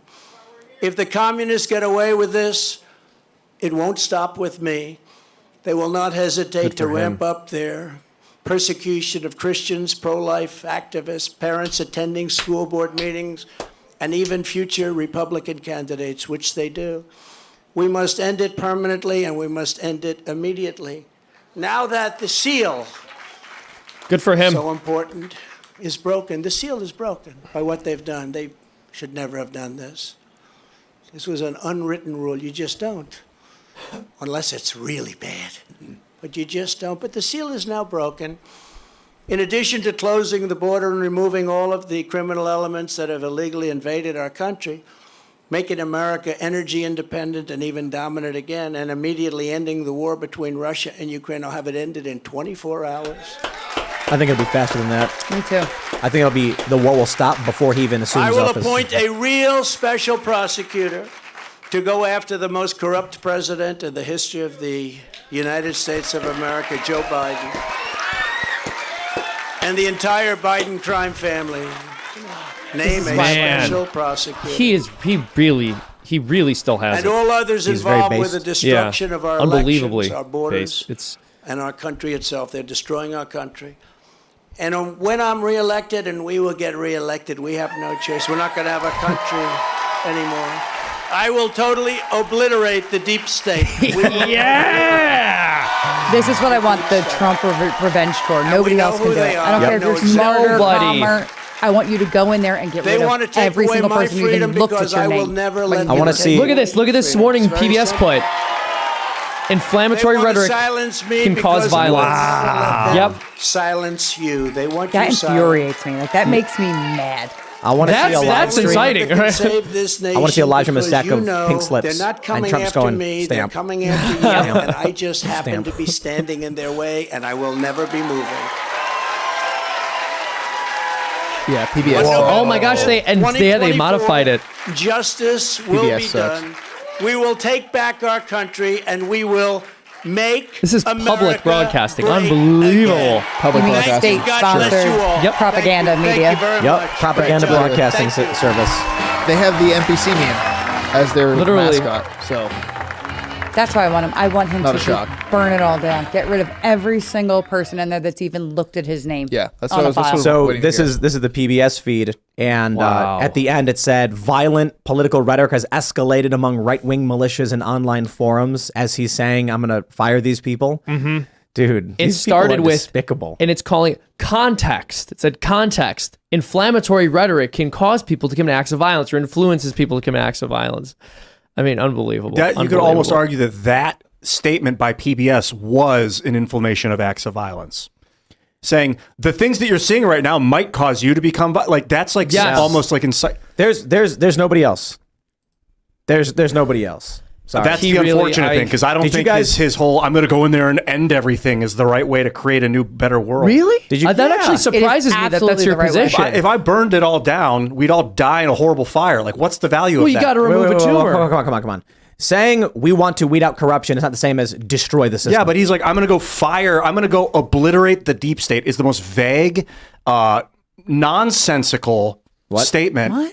Like, what does he mean? He's going to issue pink slips and they're just going to say, okay, no. Schedule F, as he already implemented in his first term and then did not win re-election, so was not able to carry out. And then Biden, I think it was the Biden administration that reversed it,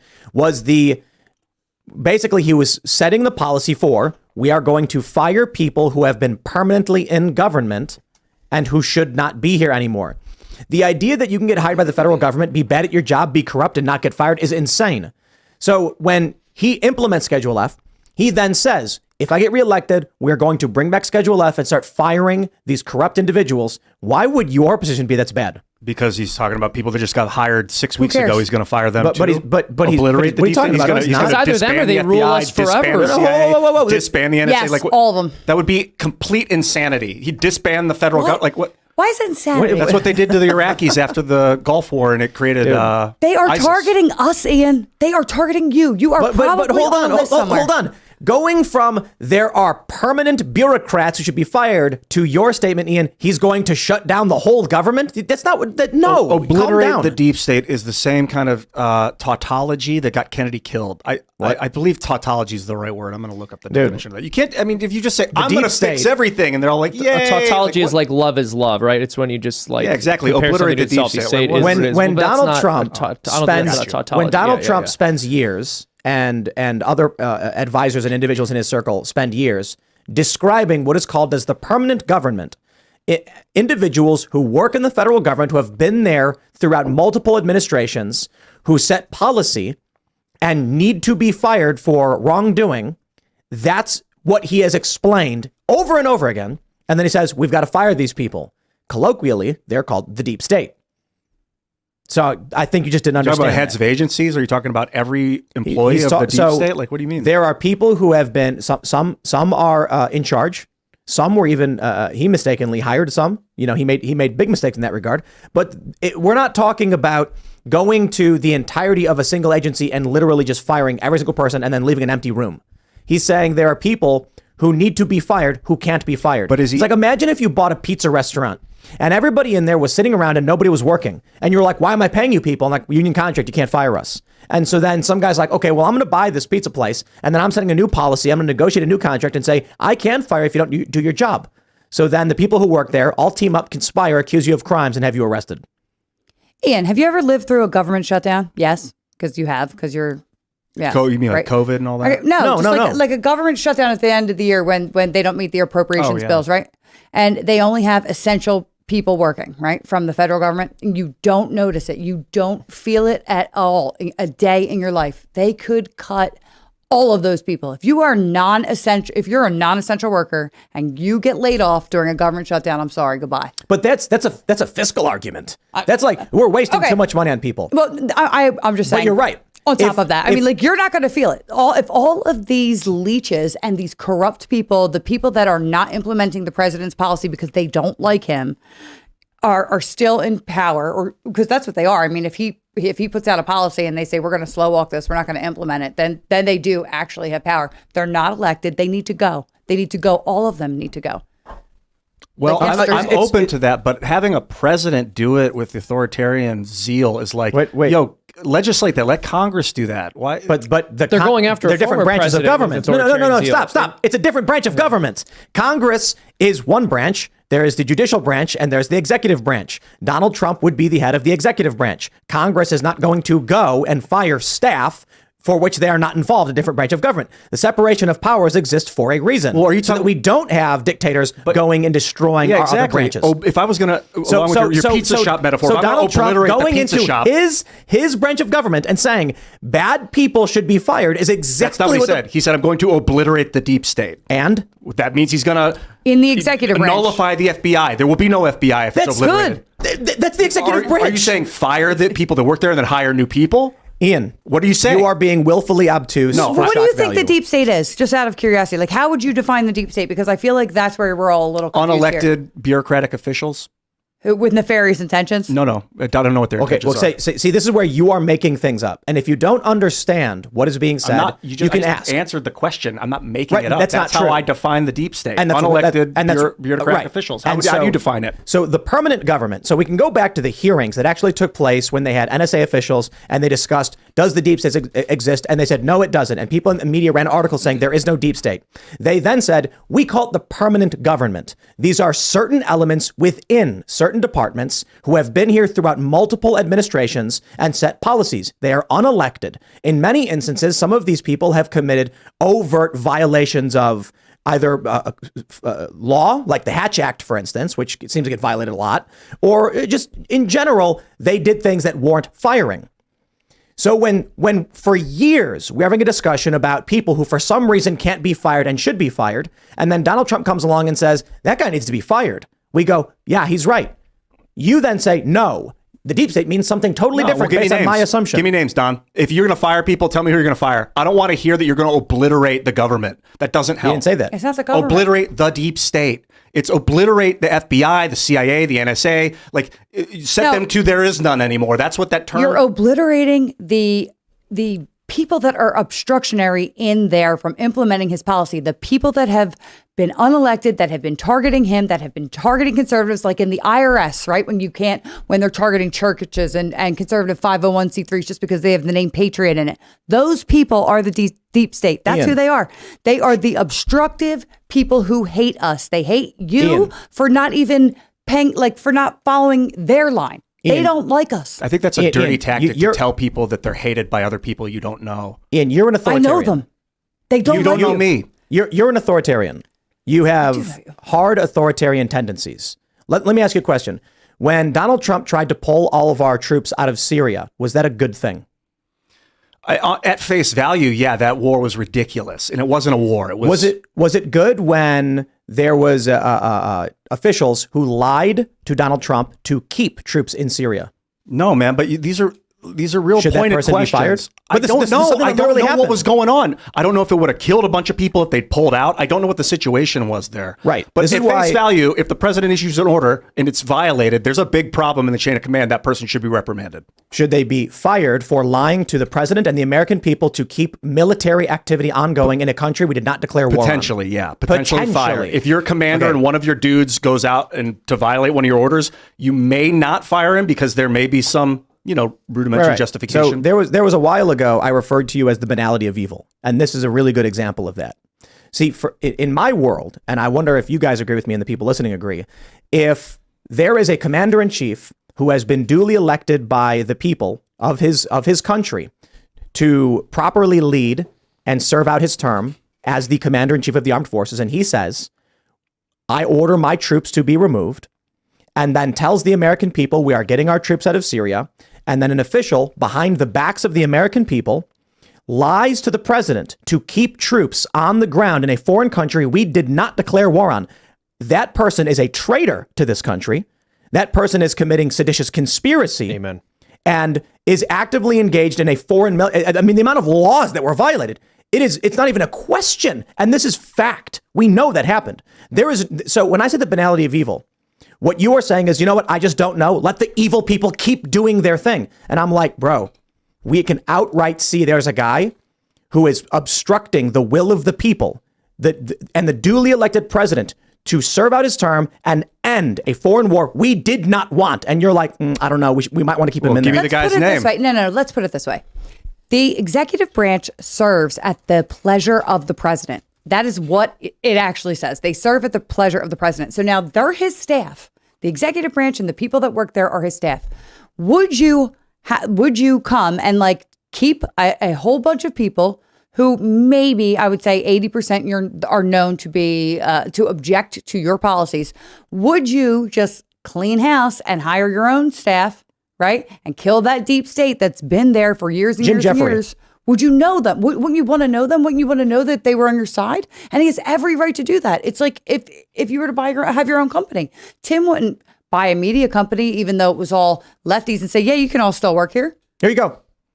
Task and purpose. NewsGuard certified 100 out of 100. Top U.S. official admits lying to Trump on American troop levels in Syria, saying, we were always playing shell games to not make clear to our leadership how many troops we had there. It's insane. Treason. Yep. What happened to this guy? Nothing. Nothing ever happens And this to them. is exactly what we're talking about. This guy should be criminally charged. Yeah, you are being exact. We should be exact if we're talking about firing people in the federal government. Donald Trump is not going to stand up with a half an hour's time and say, I'd like to give you a list of every single person who needs to be fired. Here we go, starting in alphabetical order. That's insane. Well, the reason... So when we have this conversation and then Trump addresses it, and then a week later, we have another conversation about another corrupt official, and we have a conversation. Who's the guy who lied before Congress about spying on the American people? James Clapper did. Hey, he should be in jail. He should have been. He should have been charged for that. When perjury. when that story happens, we go, hey, that guy's bad. And then Trump says, I agree. We should arrest these people. Then we have another story here. This guy, he's bad. We should arrest that guy. Yeah, he committed a crime. Then, with a half an hour standing at a podium, Trump's got a short amount of time to explain his plans. He says, we're going to go after these people. We're going to obliterate the deep state. He's talking about this. I hope. What do you mean you hope? It's literally what he's been talking about for Who in the years. deep state do you think he's going to go after? Who are you All of worried them. for in the deep state? Wait. The deep entire state deep specifically state. refers to the corrupt individuals. I don't think it has to do with corruption. It's just it a certainly level- does. No, you so could be a so non-corrupt why is it deep why state. is it that we get swatted 15 times and there's no action taken? None. Where are the multiple agencies to deal with the fact that across federal now? I wonder, but why did so many FBI agents go and investigate a garage pull rope for no reason? For no reason. See, the issue is the deep state isn't every single FBI agent. The deep state is many of them. In fact, depending on who you want to ask, you go back to Hoover, the deep state may just be literally the whole agency. But there are a lot of people in the FBI who have actually done things. They go after child exploitation. We've seen that. I like that stuff. Stop those predators. But you know what the problem is? Right now you have, we get swatted 15 times, nothing. Garage pull rope investigated. Donald Trump criminally charged. Hillary Clinton not criminally charged. Joe Biden not criminally charged. This is the deep state. And I have actually talked to people who work in the intelligence agencies. And I've asked them, what's it like? Is it really that bad? You know what they say to me? They said it's exactly the same on the inside as it is on the outside. A lot of good people who are too scared to speak up because their bosses are woke and they're scared they're going to get fired or something bad's going to happen. And I'm like, this is the problem. You've got core elements of corrupt individuals who are deranged cultists who are like, we must imprison Trump no matter what, lying about what Trump has done, pushing these lies relentlessly and refusing to criminally charge anybody else. Hey, you don't want to arrest Hillary Clinton? Fine. How can you then turn around and go after Trump for something that's not even as bad as smashing phones with hammers and using BleachBit, a software, to purge the hard drive so no data could ever be recovered? A clear violation of public records law. And so Donald Trump says, we got to get rid of this corruption. And that's it. Plain and simple. I don't believe Ron DeSantis will do it. I just don't. I don't either. I think he's got great good Donald's policy. going to do it, man. He said he was going to drain the swamp. He told me that for 2 years when he was running for president. When he had another election coming up, this would be his last opportunity to run for president. And he has been so wronged and so violated in the meantime, since January 6th, basically, that he would go scorched earth and he would drain the swamp. That's why I want him. We don't live our lives down paths of absolute certainty. We walk towards, we are walking down a road and we come across a variety of paths before us. And we try and look into the distance down each path to figure out which one is the safe route. To our right, we see thunder, lightning, and scary trees and crows. And we go, oh, that looks scary. To our left, we see sunshine and rainbows. We do not know what actually is the end of those paths, but we can take our best guess. I'm going to go with the sunshine and rainbows over the dark and scary forest. Now, it may turn out once you get to the end of that sunshine, all of a sudden there's big cloud-shaped monsters that attack you. And if you go through the crazy forest, there's a bunch of wood elves having a delicious feast. And you know what? We made the wrong choice. The best thing we can do is say, what is our best likelihood at solving the problem of corruption in this country? And it is Donald Trump. Does that mean we have a guarantee he'll do it? Absolutely not. In fact, he'll probably screw up a lot. But if that chance is 51% and any other candidate is 10, I go with 51%. If he's the only one who's standing up saying we will fire them, then he's the only one worthy of voting for. Vivek's doing a little bit of that. Yes, absolutely. Vivek is amazing. I want to him. mention this. So's my mom. We're also, I just want to acknowledge this. We've all sort of mentioned some of our disappointments with Trump's presidency, the fact that he said he was going to drain the swamp and didn't. He didn't get rid of all of these people. But similarly, Ian, right, you can argue that drain the swamp is also as vague as obliterate the deep state. We know there are certain agencies that are filled with corrupt people who need to be taken out. I would argue that especially after facing 400 years in prison on these quite literally trumped up charges, he's going to be more motivated than ever before to really go after these people. It's very challenging for me to talk about this from the outside because I don't know what he knows. And if he knows all the specific people that he needs to fire to set off the chain of action to actually create a more just system, I can get behind that. But if he's just like angry and like doesn't know who he's going to go after and he's just saying this, then it strikes me as a platitude, stuff that Hitler would do. I've been concerned about Hitler. I've been listening to these Nazi speeches of Hitler being like, these are evil, bad, the news is bad, vile, get these evil people for the love of all that is good in our country. And then they're all cheering for love. And it's like, dude, he spent 95% of his speech talking about hate. And then at the very end, he's like, love, love, love, platitude. And everyone gets this endorphin rush. And like, it better be more than an endorphin rush. So this is what the media does to people. They scream over and over again that Trump is Hitler. They find whatever dubious parallels they can, and they try and convince you that you're looking in a reflection, which you are completely and absolutely not. It's just not. It's ridiculous. These people come out and they're like, oh, you're a fascist. And it's like, yo, I believe in civil liberties, free speech, civil libertarianism. I want the government to be smaller. And they're like, you're a fascist. You know what it is? See, the people who want absolute authority, the violent fervor is not on the right. How is it that Seamus and I can disagree on, big political issues and debates, even around spirituality, obvious issues like abortion?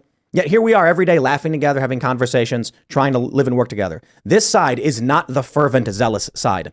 The people who claim to be leftists but cheer for every massive multinational corporation and government mandate, those are the fascists. It's a lot of drug addicts. But yeah, Hassan Piker's not a drug addict. Well, I don't know what pharmaceuticals he's using. A lot of people that are addicted to like Ritalin and stuff like that. My point is, they don't have the emotional capacity. Using Hassan as a good example, I find it fascinating that he ends up on the side of massive multinational corporations so often. He criticized Nick Merckx because Nick Merckx didn't support vaccine mandates. And I'm like, how is the socialist guy in favor of literally massive multinational pharmaceuticals having no bid, no liability contracts where the people are mandated to take a drug? That's like, if you want to talk about nightmare dystopia books, how about one where the government forces people to take drugs? And if you find yourself on that side, you're a fascist. Now, I know quite literally, I'm going to get every lefty in the world messaging me now being like, Tim, actually fascist, or shut up.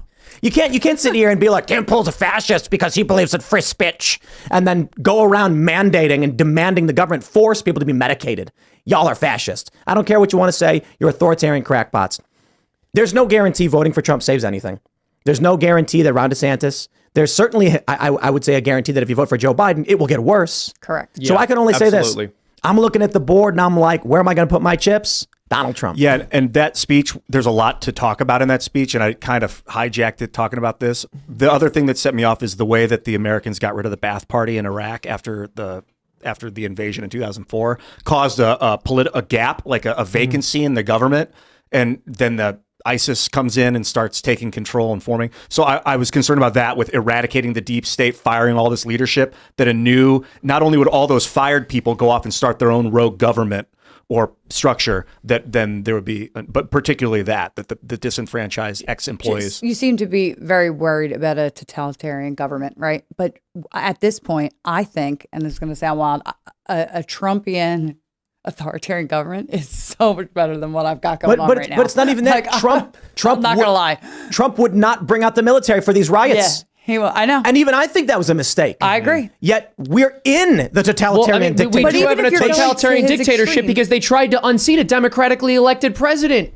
It's like, Ian, you're like, I'm scared of Hitler. Quite literally, Joe Biden is trying to arrest his political rival right now. I'm scared of platitudes. Or, I'm sorry, 400 he didn't try. years. He literally did it. Yeah, he's trying. He literally did arrest his political rival. Quarter-year have a sentence. religious left wing that is ruling this country. And honestly, you have a fascist religious left wing that absolutely is in control of this country.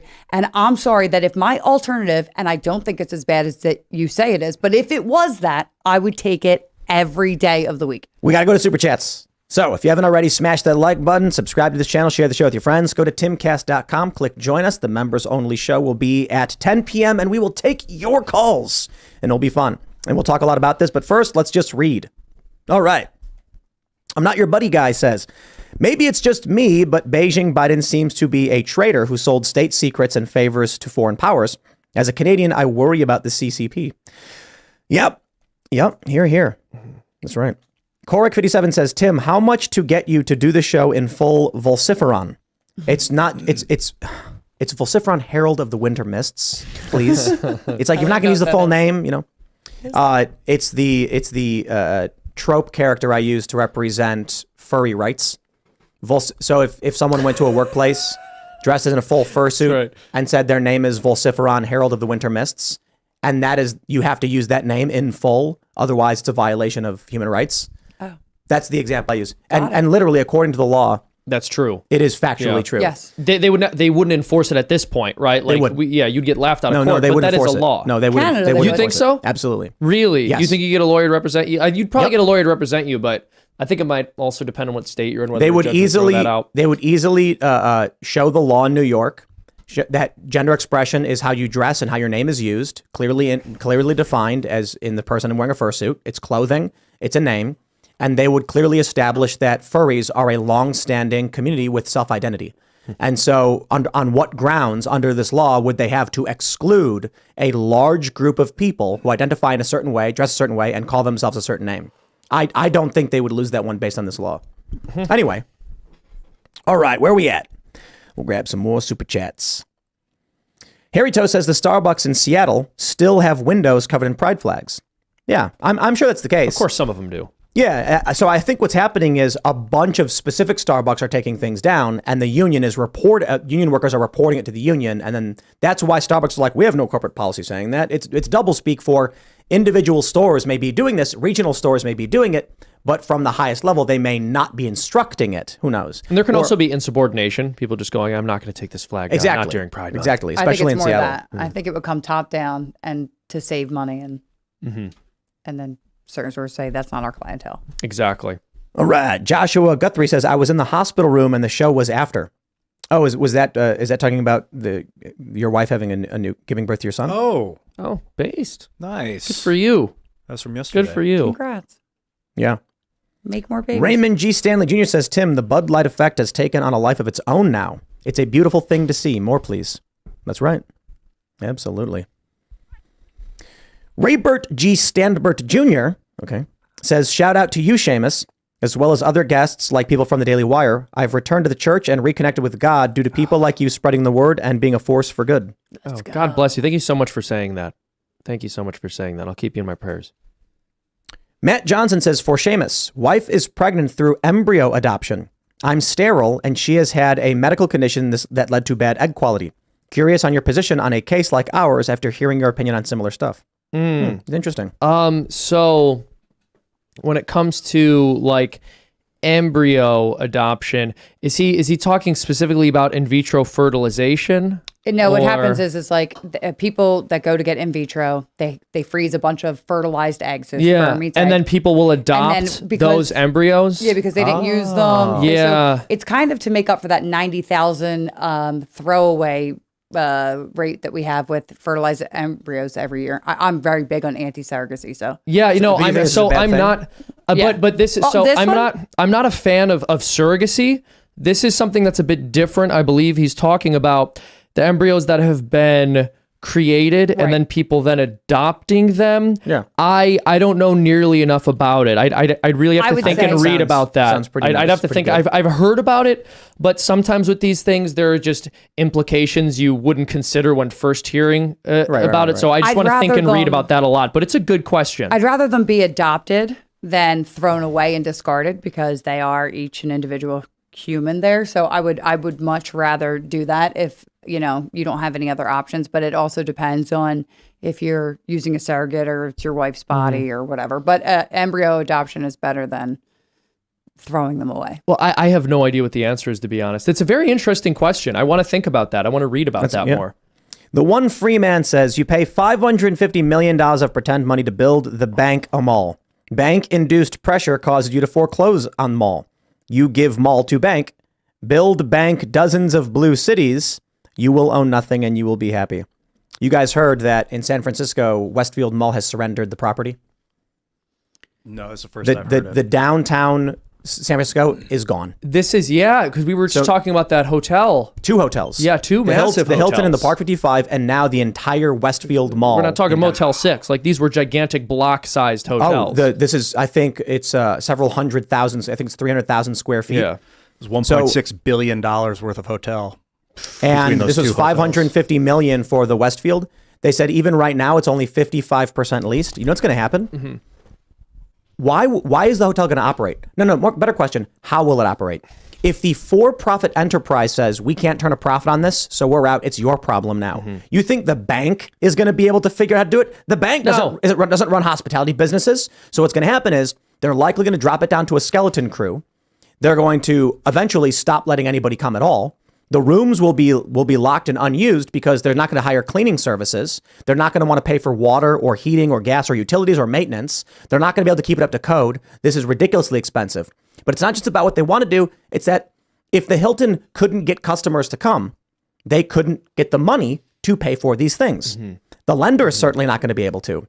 Here's what I imagine. In 5 years, there will be a big empty crack house. The biggest crack house you've ever seen. And I'm not being cute. You're right. One day there will be one guy left and they're going to say, look, he's going to be a senior VP at the bank. They're going to be like, I don't know what we're doing with this property. We're not going to sink anymore. We're not throwing good money after bad.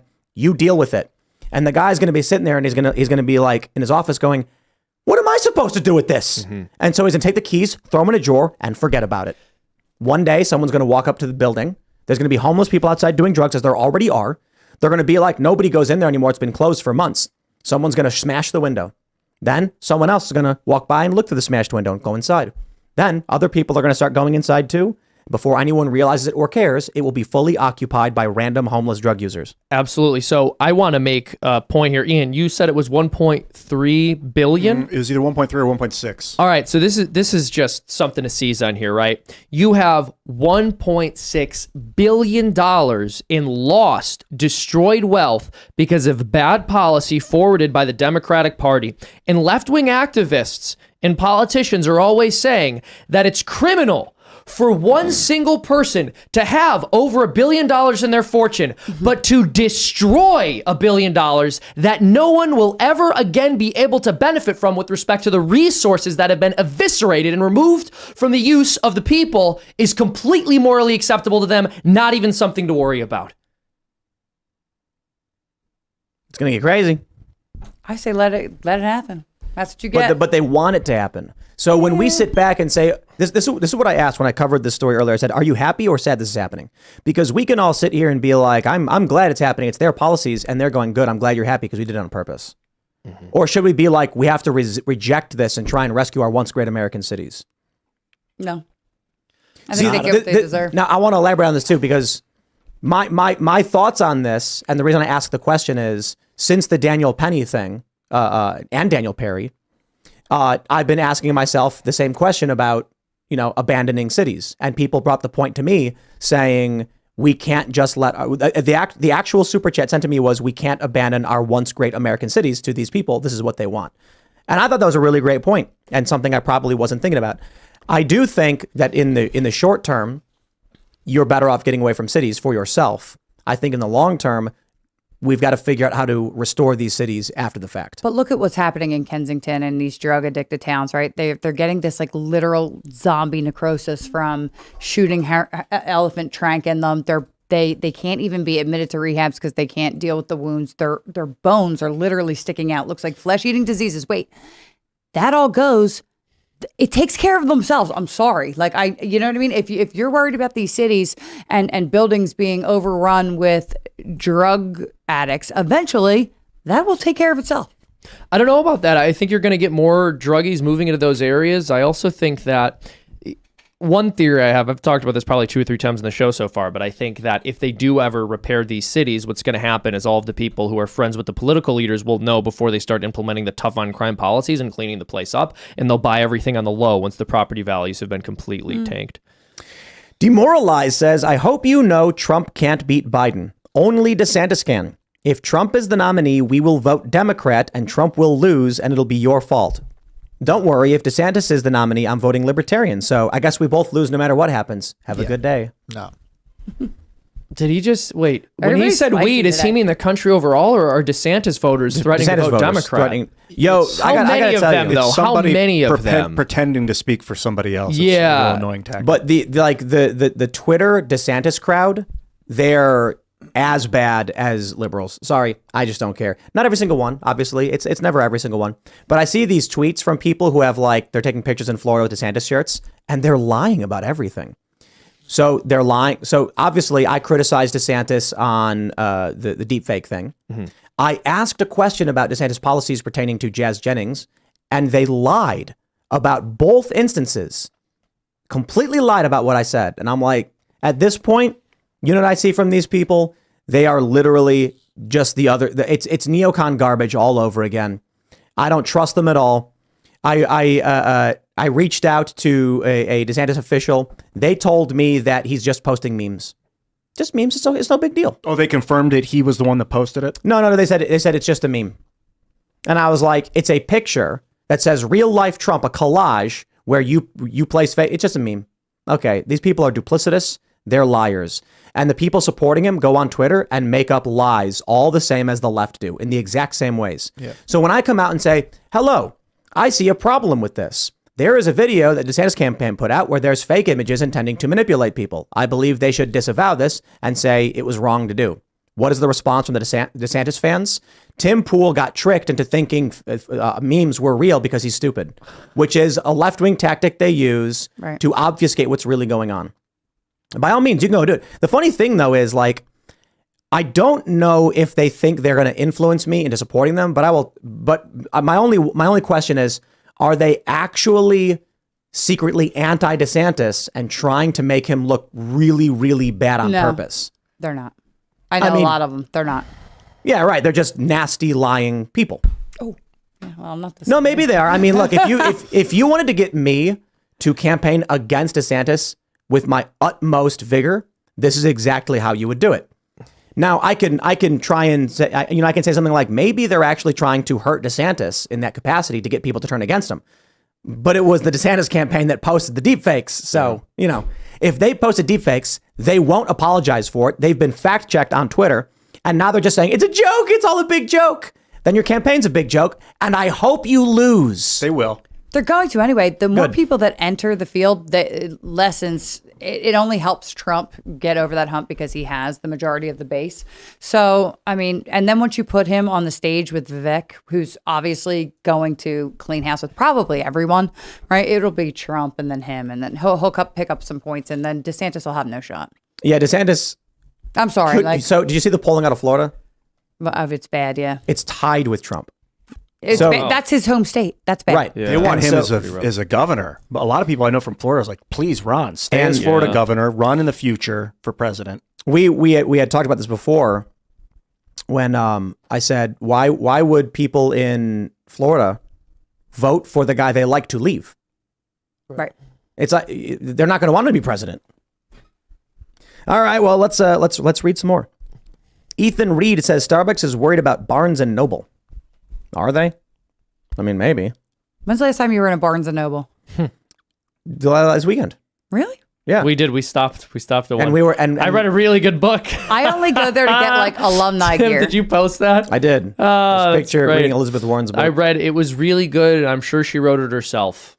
We were looking at the political books, and I was like, I'm willing to bet that I can accurately predict with 90%. I can predict with 90% certainty who actually wrote their book and who didn't. And then there's like Elizabeth Warren, like, no way. Nope. No way. But then Charlie Kirk, I'm like, Charlie Kirk definitely wrote that book. So there are certain people where they talk too much. Like Charlie's the kind of guy who talks so much, he's sitting there, he's going to write a book. But for Can't real. let some of it out. No, exactly. And James O'Keefe too. These are people who are like, they have so much they project out there. Yeah. Elizabeth Warren is just like surface level floating around. She maybe she dictated some ideas to somebody and then they wrote it out for her. The history of her like that. people. I could be wrong. that. I could be wrong. Yeah. I'm not saying I know. Sacagawea. I could be wrong. I call her Liz of the Fohicans. That's really funny. That's very smart actually, Thank you, Seamus. thank You're very smart. You're very Thank funny. you. I did a cartoon about it a while ago. You guys should check it out. All right, we'll grab some more super chats. Elated Echo says Trump got impeached for, quote, investigating his political opponent before Biden announced. What is Biden doing right now? How is this not the same? It's not the same. Are you nuts? It's worse. That's right. Trump was like, I want to know what that Biden's up to. And then they're like, how dare you? You're being impeached. Biden goes, arrest him. And they were like, you got it, buddy. That's the deep state. That's the corruption. It's getting worse. Drew, outstanding in field says, thank you for mentioning things you donate money to. Memorial Day, I said I would donate to support children of fallen military based on super chats. Just gave $1,000 to Gary Sinise Foundation. They do great work. Side note, when will you announce OCT meetup dates and tickets? I have no idea. We do have like too many people who want to come to our October event. So we're like, do we need a bigger venue now? Because we probably could, but That I would don't be know. fun. It's like 850 seats, so it's probably going to sell out. We could real do it in a quick. casino again for like old Yeah, times' but sake. they didn't have that many seats when we went to it was a Sugar House, which is now I think is a Rivers or something. They had like 500 seat capacity. So the original theater we had 1,000, and then we ended up having to give refunds. But if we found a place, I think what do we have? Matt Gaetz and Trump Jr. confirmed for it. I think. Yeah. Bongino wanted to come too. Bongino, wanted, I mean, because it's right there and it's easy for him to pop by. And I asked James O'Keefe. He said to let him know. Asked Patrick Bet-David. He said definitely interested. So, and I'm like, if we just bring all these people, it's like, it's going to be crazy. Easy. Maybe we do another event. I don't know, around the same time. We'll figure it out. It's going to be fun, though. It's going to be fun. Oh, that's a good idea. Josh Branson says, I feel like whenever we're talking politics, Ian just becomes a contrarian instead of expressing his own actual beliefs. Why do you think that? Well, you can't respond. It's a super I chat. appreciate the elucidation. I don't Thank think you. that's true necessarily. No, I express myself if I really believe what I'm saying. Eric F. says, Ian, you're a kind and gentle person. We need hard and cruel people to fix the deep state. I know, dude. And you also need people that are willing to lie and manipulate you in public on TV. No. Of course you do. George Washington wasn't honest with everyone all the time. I feel like you're really falling into this like Hitler trap. You should have seen my face when you said that. I was like, what? Anybody who ever I'm an speaks is actor. going to be a bad guy. I would love for people to think I'm harmless. Also, Ian, you said George Washington wasn't honest when he chopped down his dad's cherry tree. It's true. He told the truth about it. He was a So I don't spy know. Now master. you're- He was now you're like lying to a people. master of subterfuge and illusion. He was able to trick people, enemy troops and things like that. Very good at issuing false orders to get troop lines confused and things. So you need a deceiver if you want a really powerful commander, I think. P. Detail says, Ian is putting on an act for 50,000 viewers. This No. isn't his genuine self. That's why it sounds like he's making it up as he goes. I think that it needs to be talked about, talking about Trump obliterating the deep state. That my point of view that I brought up earlier, it needs to be heard. I'm not going to like ride on that hill and die on that hill. I'm so down to get behind a reformation of our government right now. Yeah, and I can confirm, and Seamus can confirm, no, this is Ian. This is who Ian is. This is our buddy. Yeah, we know. He has these ideas.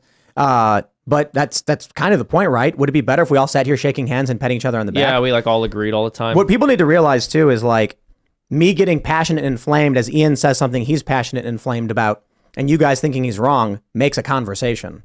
You know, we've always had something like that. Sometimes we agree on a lot of things, and then sometimes say something like that, and then I'll be like, "No, are you crazy?" And then I think it's more fun. Yeah, and everybody gets along when it's over. So it's well, yeah, a big deal. Seamus and I have had arguments Right, about stuff Seamus? too. Yeah. Yeah. We've been pretty good about not insulting each other. We're pretty good about that. And then if and when it happens, it happens that day, and then it's like either we apologize or I apologize. Yeah, ever since you guys went to therapy together, it's always right. been like, it's like, group therapy. Ian, when you say obliterating the deep state is bad, I feel like that's incorrect. Are you making eye contact with Tim because he may feel like you're attacking him? We should do that bit and get Dr. Drew I back. just want a right. disclaimer out there. And then I'm Ian from goes, Philly. I feel that when Trump says that, it seems... I'm internalizing. I'm from Philly, so if I insult you, it's likely an accident. That's just how we talk, and it's not necessarily like on purpose or anything. Oh, I thought you were going to say I'm from Philly, so if I insult you, you deserved it. Well, that's true. I mean, like, no, listen, if So you if I deserve insult it, you, you'll be know. prepared for worse than an insult. Yes, correct. That's correct. Yeah, but so don't take it personally if I insult. I insult people every day in Twitter Spaces.